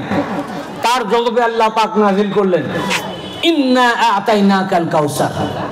কাউসারের এতক্ষণ আমরা এতগুলো তাফসীর থেকে পেলাম, তাও কাউসারের অর্থ আওলাদুহু, তার আওলাদ, তার সন্তান, তার বংশধর, তারা আহলে বাইত পাক। তো আল্লাহ পাক বললেন, হে আমার নবী আপনি মন খারাপ করবেন না, ওরা আপনাকে নিঃসন্তান বলেছে। ইন্না আ'তাইনাকাল কাউসার, আমি শুধু আওলাদ নয় আপনাকে কাসরাতে আওলাদ আতা করেছি, আওলাদের আধিক্য দান করেছি। এত আধিক্য দান করেছি যে দুনিয়াতে সকল ইনসান অপেক্ষা আপনার আওলাদের সংখ্যা হবে বেশি। এত আওলাদ দান করেছি, আপনি খুশি হন, মন খারাপ করবেন না। তারা আপনাকে নির্বংশ বলুক, আমি আল্লাহ আপনাকে ইন্না আতাইনাকাল কাউসার, নিঃসন্দেহে আমরা আপনাকে কাসরাতে আওলাদ, আওলাদের আধিক্য দান করেছি, যার কারণে ফাসাল্লি লিরাব্বিক, আপনি রবের সালাত করুন। ফাসাল্লি, রবের, ওদের কথায় কান দিবেন না, আপনি আল্লাহর দিকে মনোনিবেশ করুন, আল্লাহর সালাত আদায় করুন, নামাজ পড়ুন। আরেক অর্থ, সালাতের আরো অর্থ আছে। যেমন বললাম, একটা শব্দের অনেক অর্থ হয়। সালাত মানে নামাজ, সালাত মানে দরুদ, সালাত মানে রহমত, সালাত মানে দোয়া, বুঝেছেন না? সালাতের আরেকটা মানে, সালাত মানে নৈকট্য লাভ করা। সালাত মানে নিকটে। যখন রাসূল পাক সাল্লাল্লাহু আলাইহি ওয়াসাল্লাম মেরাজে গেলেন, যখন কাবা কাউসাইন, যখন ওয়াহুয়া বিল উফুকিল আ'লা, সূরা নাজমের ভাষায় আল্লাহ পাক বলছেন ওয়াহুয়া বিল উফুকিল আ'লা, তাকে টপ মাকামে নিয়ে চলে এলেন। এবং আল্লাহ পাক যখন আরশে আজিমে, আল্লাহর আরশে আজিমে যখন রাসূল পাক উঠে গেলেন, যেই আরশে পাকে উঠলেন, আল্লাহ পাক বলে উঠলেন, কিফ ইয়া মুহাম্মদ ইন্না রাব্বিকা ইউসাল্লি। থেমে যান, আর আপনাকে অগ্রসর হতে হবে না। আপনি মক্কা শরীফ থেকে বাইতুল মাকদিস থেকে প্রথম আসমান, প্রথম থেকে দ্বিতীয়, দ্বিতীয় থেকে তৃতীয়, তৃতীয় থেকে চতুর্থ, চতুর্থ থেকে পঞ্চম, পঞ্চম থেকে ষষ্ঠ, ষষ্ঠ থেকে সপ্তম, সেখান থেকে সিদরাতুল মুনতাহা, সিদরাতুল মুনতাহা থেকে একবার আরশে মুআল্লা, এত পথ সফর করে এসেছেন, আর সফর করতে হবে না, আপনি থেমে যান। কিফ ইয়া মুহাম্মদ ইন্না রাব্বিকা ইউসাল্লি, এবার আপনার রব আপনার নিকটে যাবেন। আপনি থামেন, মেহমান, আপনি আমার মেহমান, আমার মেজবান। এবার মেজবান যাবে আপনাকে ইস্তেকবাল করার জন্য। আল্লাহ পাক এবার যাবেন, আল্লাহ আপনার নিকটবর্তী হবেন। ইউসাল্লি, এখানে ইউসাল্লি সালাতের অর্থ নিকটবর্তী হওয়া, নিকটবর্তী। এবার আল্লাহ আপনার নিকটবর্তী হবে, আপনি দাঁড়িয়ে যান, আর হাঁটতে হবে না, আর কদম পাক ফেলতে হবে না, আর কষ্ট করতে হবে না। আপনি আমার আরশে মুআল্লায় চলে এসেছেন, টপ ওয়াবিল উফুকিল আ'লা, টপ মাকামে চলে এসেছেন, আর আপনাকে কদম মুবারক বাড়াতে হবে না, আপনি থেমে যান। এখন আপনার রব ইউসাল্লি, আপনার রব আপনার নিকটে যাবেন। এটারও জবাব কোরআনে আল্লাহ পাক কোরআনের ভাষায় দিয়েছেন, সুম্মা দানা, অতঃপর আল্লাহ তার নিকটবর্তী হলেন। ফাতাদাল্লা, অতঃপর আল্লাহ আরো নিকটে চলে আসলেন রাসূল পাকের। কত নিকটে? নিকট হতে হতে হতে আল্লাহ ও তার রাসূলের মধ্যে ডিসটেন্স হলো ফাকানা কাবা কাউসাইন, দুই ধনুকের ব্যবধান, আও আদনা বা তার চেয়েও কম, একে অপরে মিশে গেলেন। বুঝেছেন না? তো এখানে সুম্মা দানা, আল্লাহ নিকটবর্তী হলেন রাসূল পাকের। ফাতাদাল্লা, অতঃপর আল্লাহ রাসূলের আল্লাহ আরো নিকটে গেলেন। তো সালাতের আরেকটি মানে হচ্ছে নৈকট্য লাভ করা বা নিকটবর্তী হওয়া। তো এখানে এর আরেক মানেও হতে পারে ফাসাল্লি, মানে আপনি নামাজ পড়ুন। আবার এও মানে হতে পারে আপনি আপনার রবের নৈকট্য লাভ করুন, নিকটবর্তী হন। ওদের কথায় কান দিবেন না। আল্লাহ ইন্না আতাইনাকাল কাউসার, আল্লাহ আপনাকে কাউসার আতা করেছেন, কাসরাতে আওলাদ দিয়েছেন, আওলাদের আধিক্য দিয়েছেন। অতএব আপনি আল্লাহর নৈকট্য লাভ করুন, নিকটবর্তী হন, সালাত কায়েম করুন, আর ওয়ানহার এবং নাহার করুন। ভাই, এখানে নিঃসন্তান হওয়ার সাথে পশু কোরবানির কি সম্পর্ক? যেমন নিঃসন্তান হওয়ার সাথে নদীর সম্পর্ক নাই, তেমনি নিঃসন্তান হওয়ার সাথে পশু কোরবানিরও সম্পর্ক নাই। আল্লাহ পাক বলছেন কাসরাতে আওলাদ আতা করেছেন, আপনাকে আওলাদের আধিক্য দিয়েছেন, এত আওলাদ দিয়েছেন, এত আওলাদ দিয়েছেন। এই আওলাদ পাকগণকে দ্বীন ইসলামের খাতির নাহার করুন, আল্লাহর রাহে কুরবানি করুন, আওলাদকে কুরবানি করুন। এত কুরবানি করার পরেও, যেটা ইমাম ফখরুদ্দিন রাজি রহমাতুল্লাহ লিখেছেন, যে সব আহলে বাইত পাকে কুরবানি করে দেওয়ার পরেও দুই শাহজাদা জাইনুল আবেদিন আলাইহিস সালাম আর ইমাম হাসানের মুসান্না আলাইহিস সালাম, এই দুইজন থেকে এত কাসরাতে আওলাদ জারি হয়েছে, বড় বড় আইম্মা জারি হয়েছেন, আকাবেরে উলামা জারি হয়েছেন, বাকির আলাইহিস সালামের মতো, ইমাম জাফর সাদিক আলাইহিস সালামের মতো, ইমাম মুসা কাজী আলাইহিস সালামের মতো, ইমাম আলী রেজা আলাইহিস সালামের মতো, হুজুর গাউসে পাকের মতো পৃথিবীতে ইনাদের মতো আলেমই দুনিয়াতে নাই। দুনিয়ায় কোন নসলে এত বড় আলেম নাই, যত বড় আলেম ওই এক আওলাদ থেকে সারা পৃথিবীতে ছড়িয়ে পড়েছে। তাই আল্লাহ পাক বলছেন, আপনাকে ওরা নিঃসন্তান বলেছে, আপনি নিঃসন্তান নই।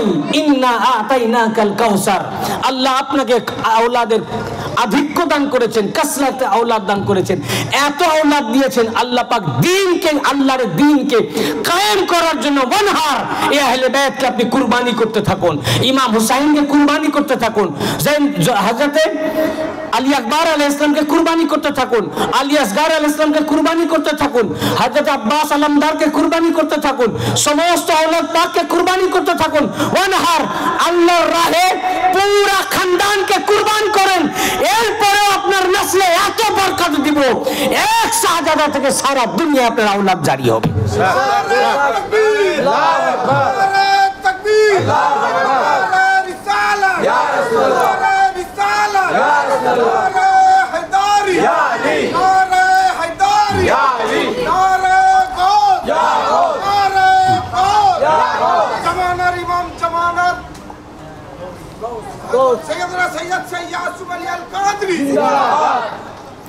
তো সারা দুনিয়ায় আপনার আওলাদ পাক ভরে যাবে, সারা পৃথিবীতে, Bharat, Bangladesh, Pakistan, Afghanistan, London, America, Canada, Switzerland, সমস্ত দেশে, মালয়েশিয়া, সব দেশে আপনার আহলে বাইত পাক ছড়িয়ে যাবে দিনের খাতিরে। বরং যারা আপনাকে নির্বংশ বলেছে, ইন্না শানি আকা হুয়াল আবতার, আল্লাহ পাক জবাবকে খতম করলেন এই বলে যে বরং যারা আপনাকে নির্বংশ বলেছে ওরাই নির্বংশ।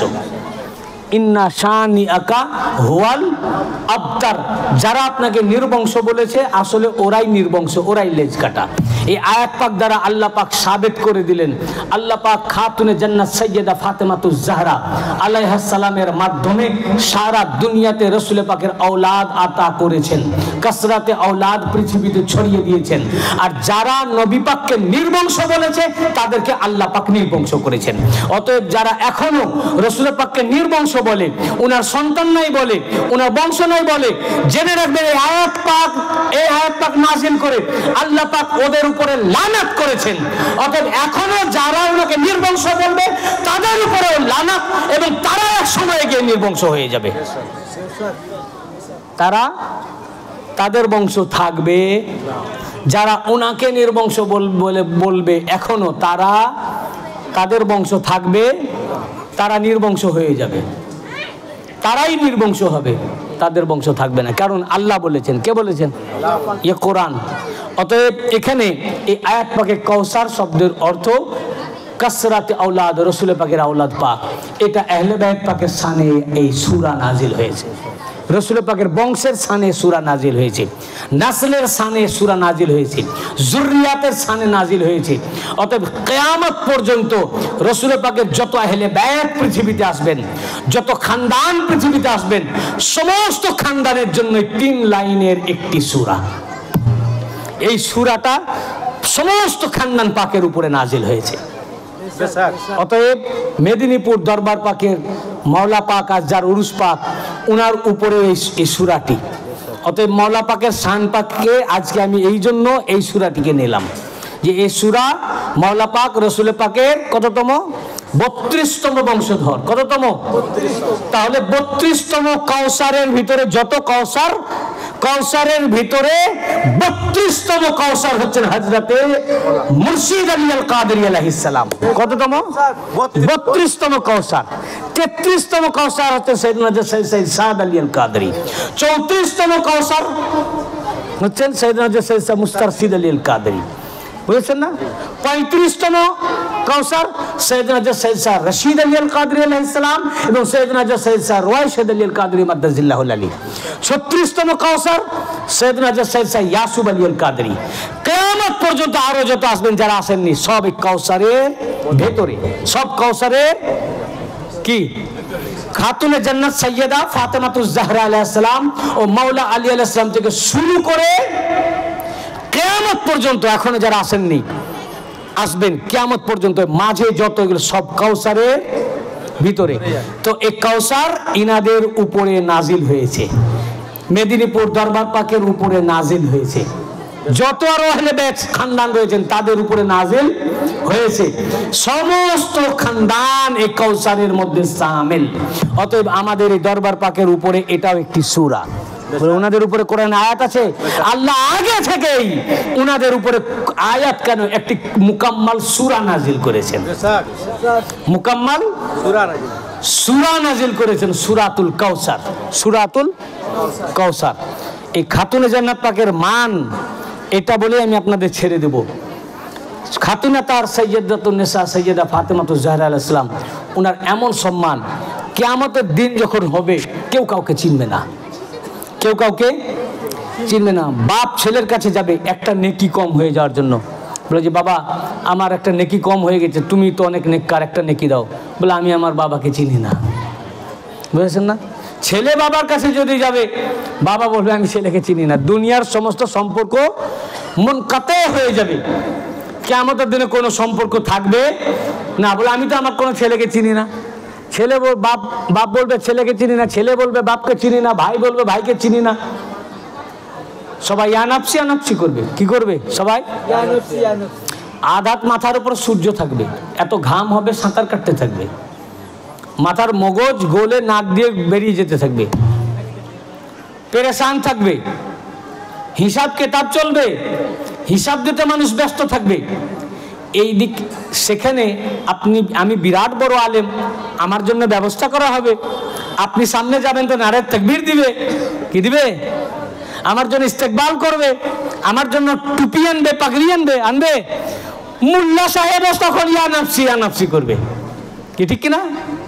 মোল্লা সাহেবও তখন মোল্লাকেও আপনার মসজিদের ইমামকেও আপনি চিনতে পারবেন না, ইমামও আপনাকে চিনতে পারবে না।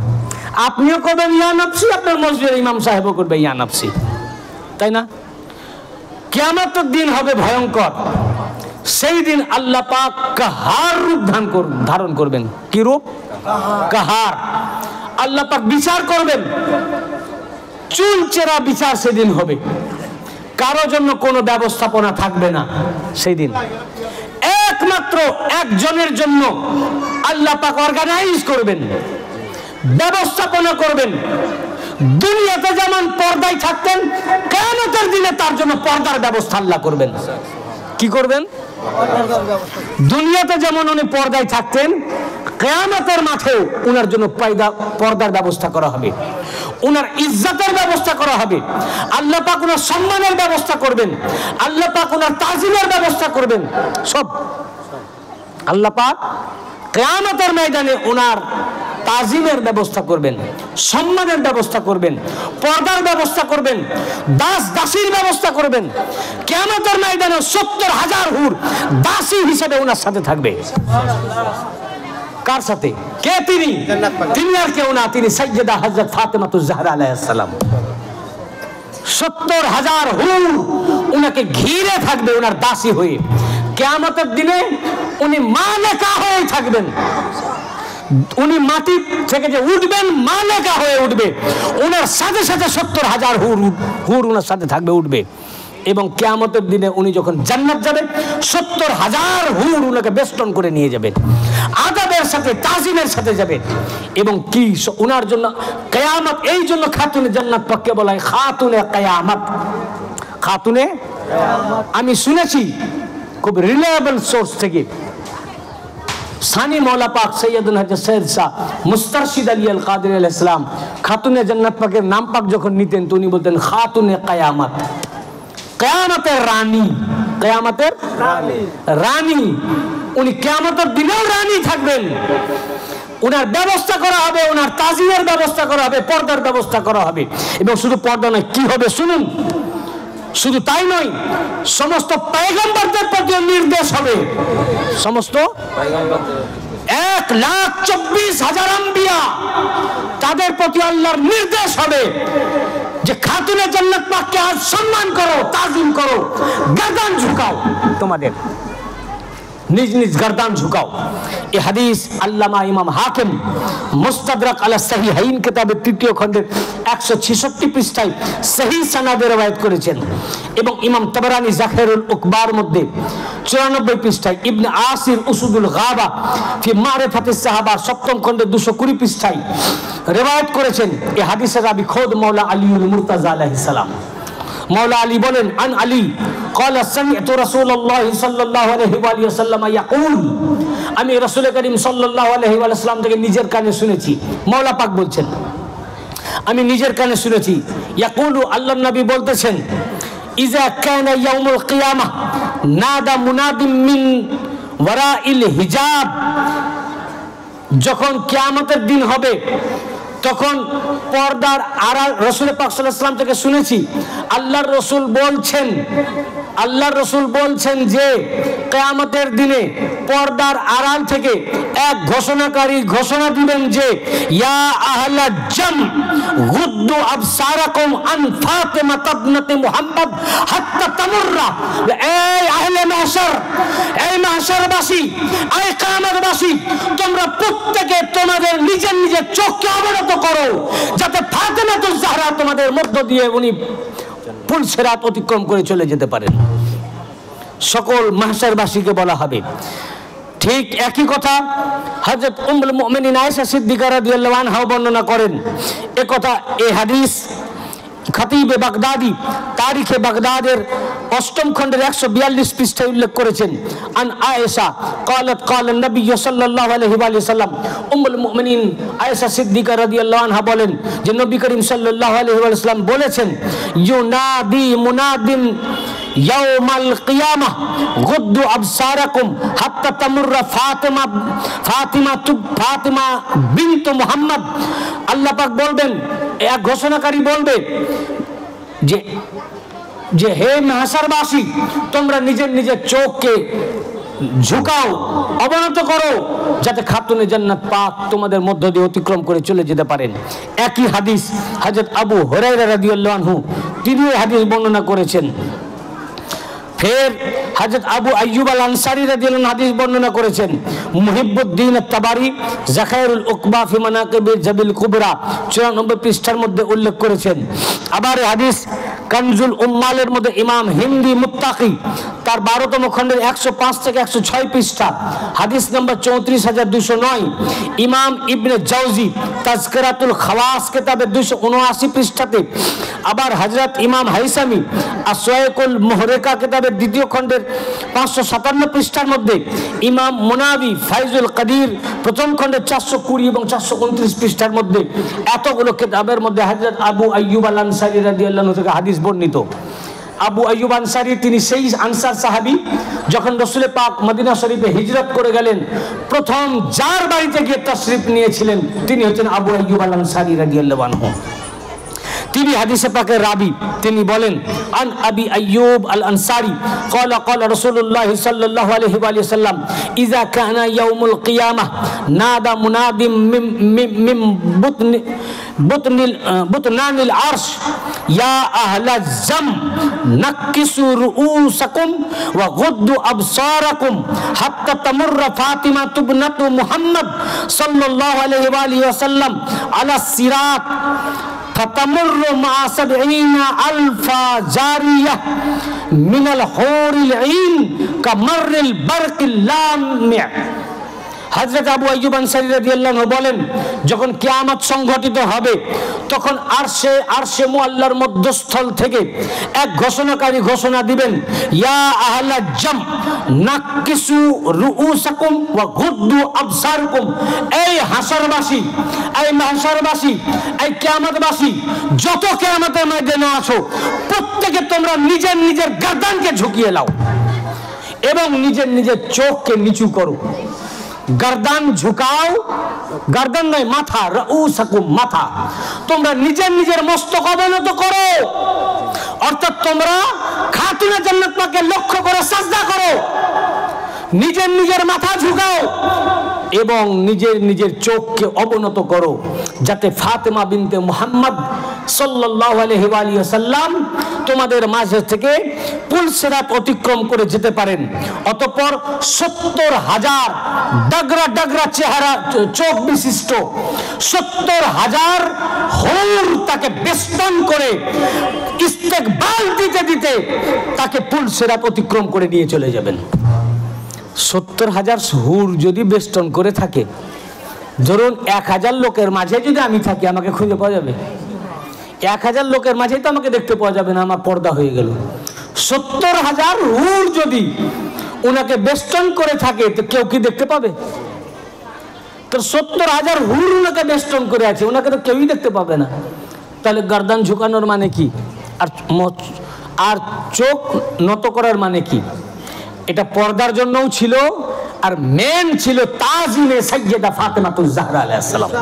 অর্থাৎ দুনিয়াতে তোমরা ওনার উপর এত জুলুম করেছো, আজ কিয়ামতের দিন আল্লাহ পাক দেখাবেন খাতুনে জান্নাত পাকের শান কি, ওনার মান কি, ওনার মর্যাদা কি, সকল কিয়ামতবাসীর প্রতি নির্দেশ হবে। যত পয়গম্বর তারাও আহলে মাহশার, তারাও কিয়ামতের দিনে থাকবেন।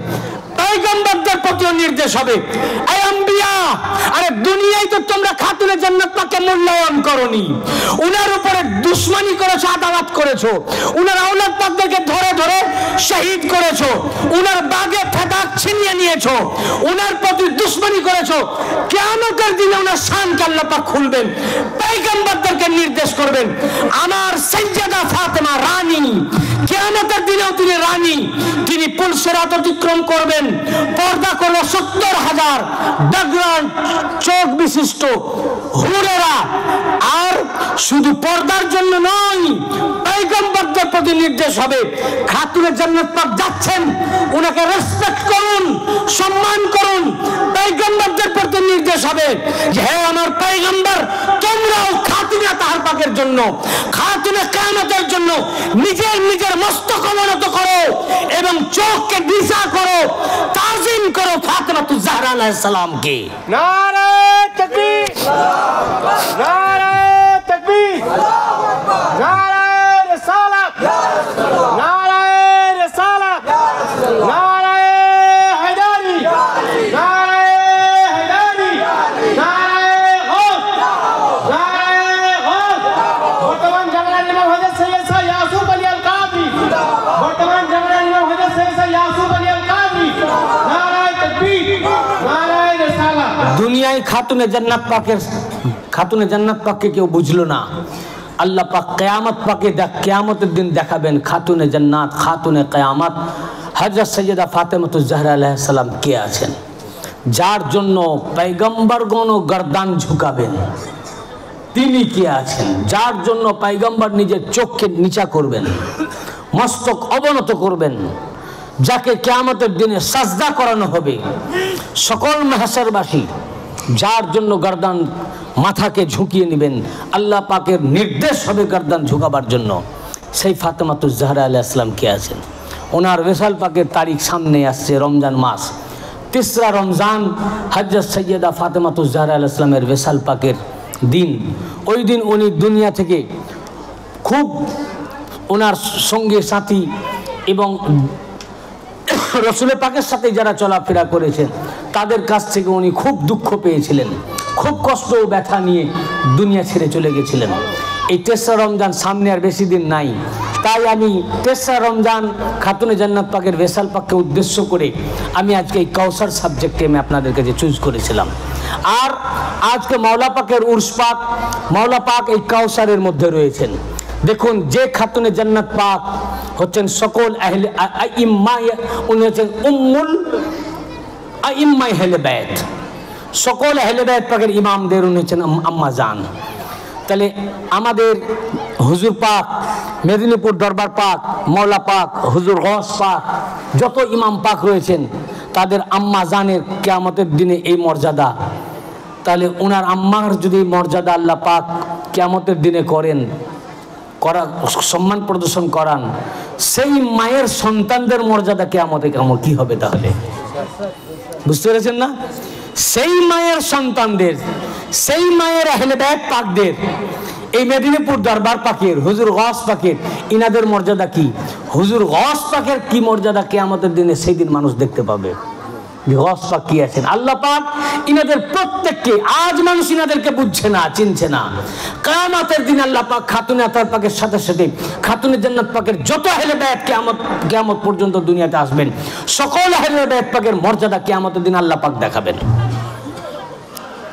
সকল খানদান পাকের মর্যাদা আল্লাহ পাক সেদিন প্রকাশ করে দিবেন, খুলে দিবেন শানকে।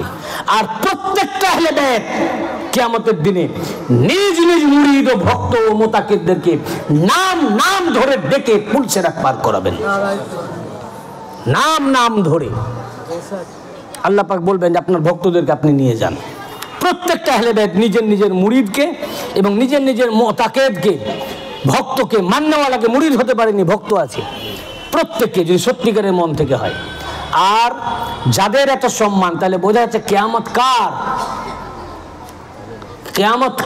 কিয়ামত খাতুনে জান্নাত পাকের, কিয়ামত আহলে বাইতে মুহাম্মাদের সাল্লাল্লাহু আলাইহি ওয়াসাল্লাম, আহলে বাইত পাকদের। এই আহলে বাইত পাকের যারা দুশমনি করবে, এরপরেও তারা জান্নাত যাওয়ার আশা রাখে, সেদিন কাউকে প্রয়োজন হবে না। সেদিন যদিও ইনারা সুপারিশ তাদের জন্য করতে যান, আল্লাহ পাক বলেছেন না, কাফিরদের সুপারিশ কাজে আসবে না। রাসূল পাক সুপারিশ করবেন, কিন্তু কাফিরদের জন্য সুপারিশ কাজে আসবে না। মানে কি? মুনাফিকের সুপারিশ কাজে আসবে না। মানে কি? তার মানে রাসূল পাক নিজের দয়া পরবশ হয়ে, আহলে বাইত পাক দয়া পরবশ হয়ে ওনার দুশমনের জন্য যদি সুপারিশ করতে যান, আল্লাহ পাক বলবেন ওটা আমার হাতে ছেড়ে দেন। এদের জন্য সুপারিশ আমি আপনার গ্রহণ করব না, কারণ এরা আপনার সাথে দুশমনি করেছে। আমার সাথে যারা দুশমনি করেছে, আপনি সুপারিশ করলে আমি পার করে দেব। কিন্তু দুনিয়াতে আপনাদেরকে বুঝেনি, আপনাদের মূল্যায়ন করেনি, আপনাদের সাথে আপনাদের গোলামি করেনি, আপনাদের সাথে বেয়াদবি করেছে, তাদের জন্য কোনো সুপারিশ গ্রহণ হবে না। আমি আল্লাহ ধরে তাদের জাহান্নামে নিক্ষেপ করব। অতএব দুশমনে আহলে বাইতের কোনো নিস্তার নাই। আর মুহিব্বিন আহলে বাইত তাদের কোনো ভয় ও চিন্তা নাই। এই জন্য হুজুর গওস পাক বলেছেন, মুরিদি লা তাখাফ, মুরিদি লা তাখাফ, আল্লাহু রাব্বি, আমার মুরিদ ভয় করো না, আল্লাহ আমার রব আছেন, আল্লাহর সাথে বুঝাপড়া আমার হবে। আল্লাহু রাব্বি, আল্লাহ আমার রব আছেন। অতএব তোমরা আমার মুরিদ, ভয় করো না। আর আল্লাহ আমার রব আছেন, তোমরা আমার মুরিদ, তোমাদের ব্যাপারে আল্লাহর সাথে আমার বোঝাপড়া হবে, তোমাদের ভয় নাই। এদিকে কোরআনে আল্লাহ পাক বলেছেন, আলা ইন্না আউলিয়াল্লাহি লা খাউফুন আলাইহিম ওয়া লা হুম ইয়াহজানুন, খবরদার আল্লাহর ওলি যারা, তাদের কোনো ভয় নাই। এদিকে আল্লাহ পাক ওলি আল্লাহদের অভয়বাণী দিচ্ছেন যে কিয়ামতের দিনে ওনাদের কোনো ভয় নাই, নিশ্চিন্ত মনে থাকবেন, বেহিসাব ওলি আল্লাহরা জান্নাতে প্রবেশ করবেন। হুজুর গওস পাক বলছেন, আল্লাহ পাক ওলি আল্লাহদের অভয় দিয়েছেন, আর ওলিকুলের সর্দার আমি। আল্লাহ পাক আমাকে বলেছেন কোন বলতে বলেছেন, আল্লাহ পাক নিজের মাহবুব আমাকে বানিয়েছেন, আমি আল্লাহ আমার রব আছেন। অতএব আমি অভয়বাণী দিতেছি আমার মুরিদকে। আল্লাহ পাক তার বন্ধুর জন্য অভয়বাণী দিয়েছেন, আমি গওসুল আজম আমার গোলামের অভয়বাণী দিতেছি। আল্লাহ তার বন্ধুদের অভয়বাণী দিতেছেন, জালা ইন্না আউলিয়াল্লাহি লা খাউফ, নিশ্চয় আল্লাহর বন্ধুদের কোনো ভয় নাই। আল্লাহ বলছেন আমার বন্ধুদের কোনো ভয় নাই। আল্লাহ হুজুর গওস পাক বলছেন, আল্লাহ শুধু তোমার বন্ধুর ভয় নাই না, আমার গোলামেরও ভয় নাই, আমার মুরিদেরও ভয় নাই। বলে আল্লাহর বন্ধুর যদি কিয়ামতের দিনে ভয় না থাকে, সকল বন্ধুর বন্ধু আমি আব্দুল কাদের জিলানী আলাইহিস সালাম। অতএব আমার যত মুরিদ, তোমাদেরও কোনো ভয় নাই। কারণ আমার যখন ভয় নাই, আমি যখন নিশ্চিন্ত, তা আমার মুরিদের ভয় আর কিসের? আমার বোঝাপড়া আল্লাহর সাথে হবে কিয়ামতের দিনে। তাই কোন একজন আহলে বাইতে রাসূল খানদান পাকের ভিতরে ওলি আল্লাহ, তিনি বলেছেন গওস পাক কে আছেন কিয়ামতের দিনে মানুষ দেখে নেবে। সেই দিন বুঝবে, সেই দিন জানতে পারবে হুজুর গৌস পাক কে আছেন। কারণ কি, হুজুর গৌস পাক খাতুনে জান্নাত পাকেরই শাহজাদা, খাতুনে জান্নাত পাকেরই শাহজাদা। আল্লাহ পাক তৌফিক আতা করুন। আমরা ওই দরবার পাকেরই গোলাম, আমরা ওই খাতুনে জান্নাত পাকের দরবারের গোলাম, গৌস পাকের দরবারের গোলাম। মওলা আমাদের গোলামি কবুল করেন। আমরা যেন আপনার দরবার পাকের কদম পাকে চৌকাঠে পড়ে থাকতে পারি, এই চৌকাতের ভিখারি থাকতে পারি। আমরা যেন আপনার কদম পাকের ছায়াতলে দুনিয়া আখিরাতে যেন ঠাঁই পাই। এই কদম পাক যেন আমাদের না ছুটে, তার জন্য আমাদের তৌফিক আতা করুন। আমিন। ওয়া আখিরু দাওয়ানা আলহামদুলিল্লাহি রাব্বিল আলামিন। আসসালামু আলাইকুম ওয়া রাহমাতুল্লাহি ওয়া বারাকাতুহু। মুনাজাত করেন আল্লাহুম্মা আমিন। गौसे आज़म बमने बेकस हैरान मदद मुनि से खास्ता दिला रहमत रहमान मदद गौसे आज़म बमने कुश्ता हिजरा मदद शेख आलम मदद मुर्शिद पाका मदद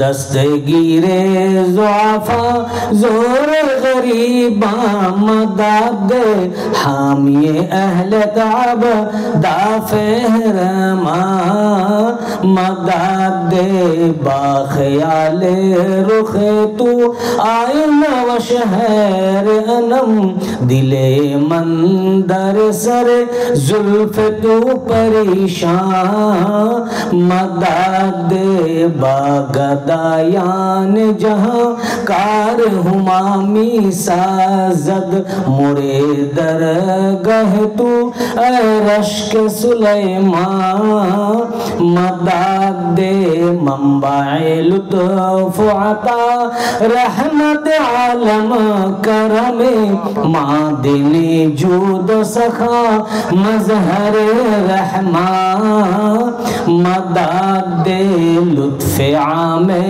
तुम्हारा चुन्न नुमायद बेगम गुफ्ताई अन्ना यादी बहर मुरीदा मदद कसना शुद मिसल तो है वाली रहमान रहीम हादियो रहबर ओ हामी मुरीदा मदद कादिरी राबिने गर अज़राह अल्ताफ करम आमदा बरदर तू बेसरों समा मदद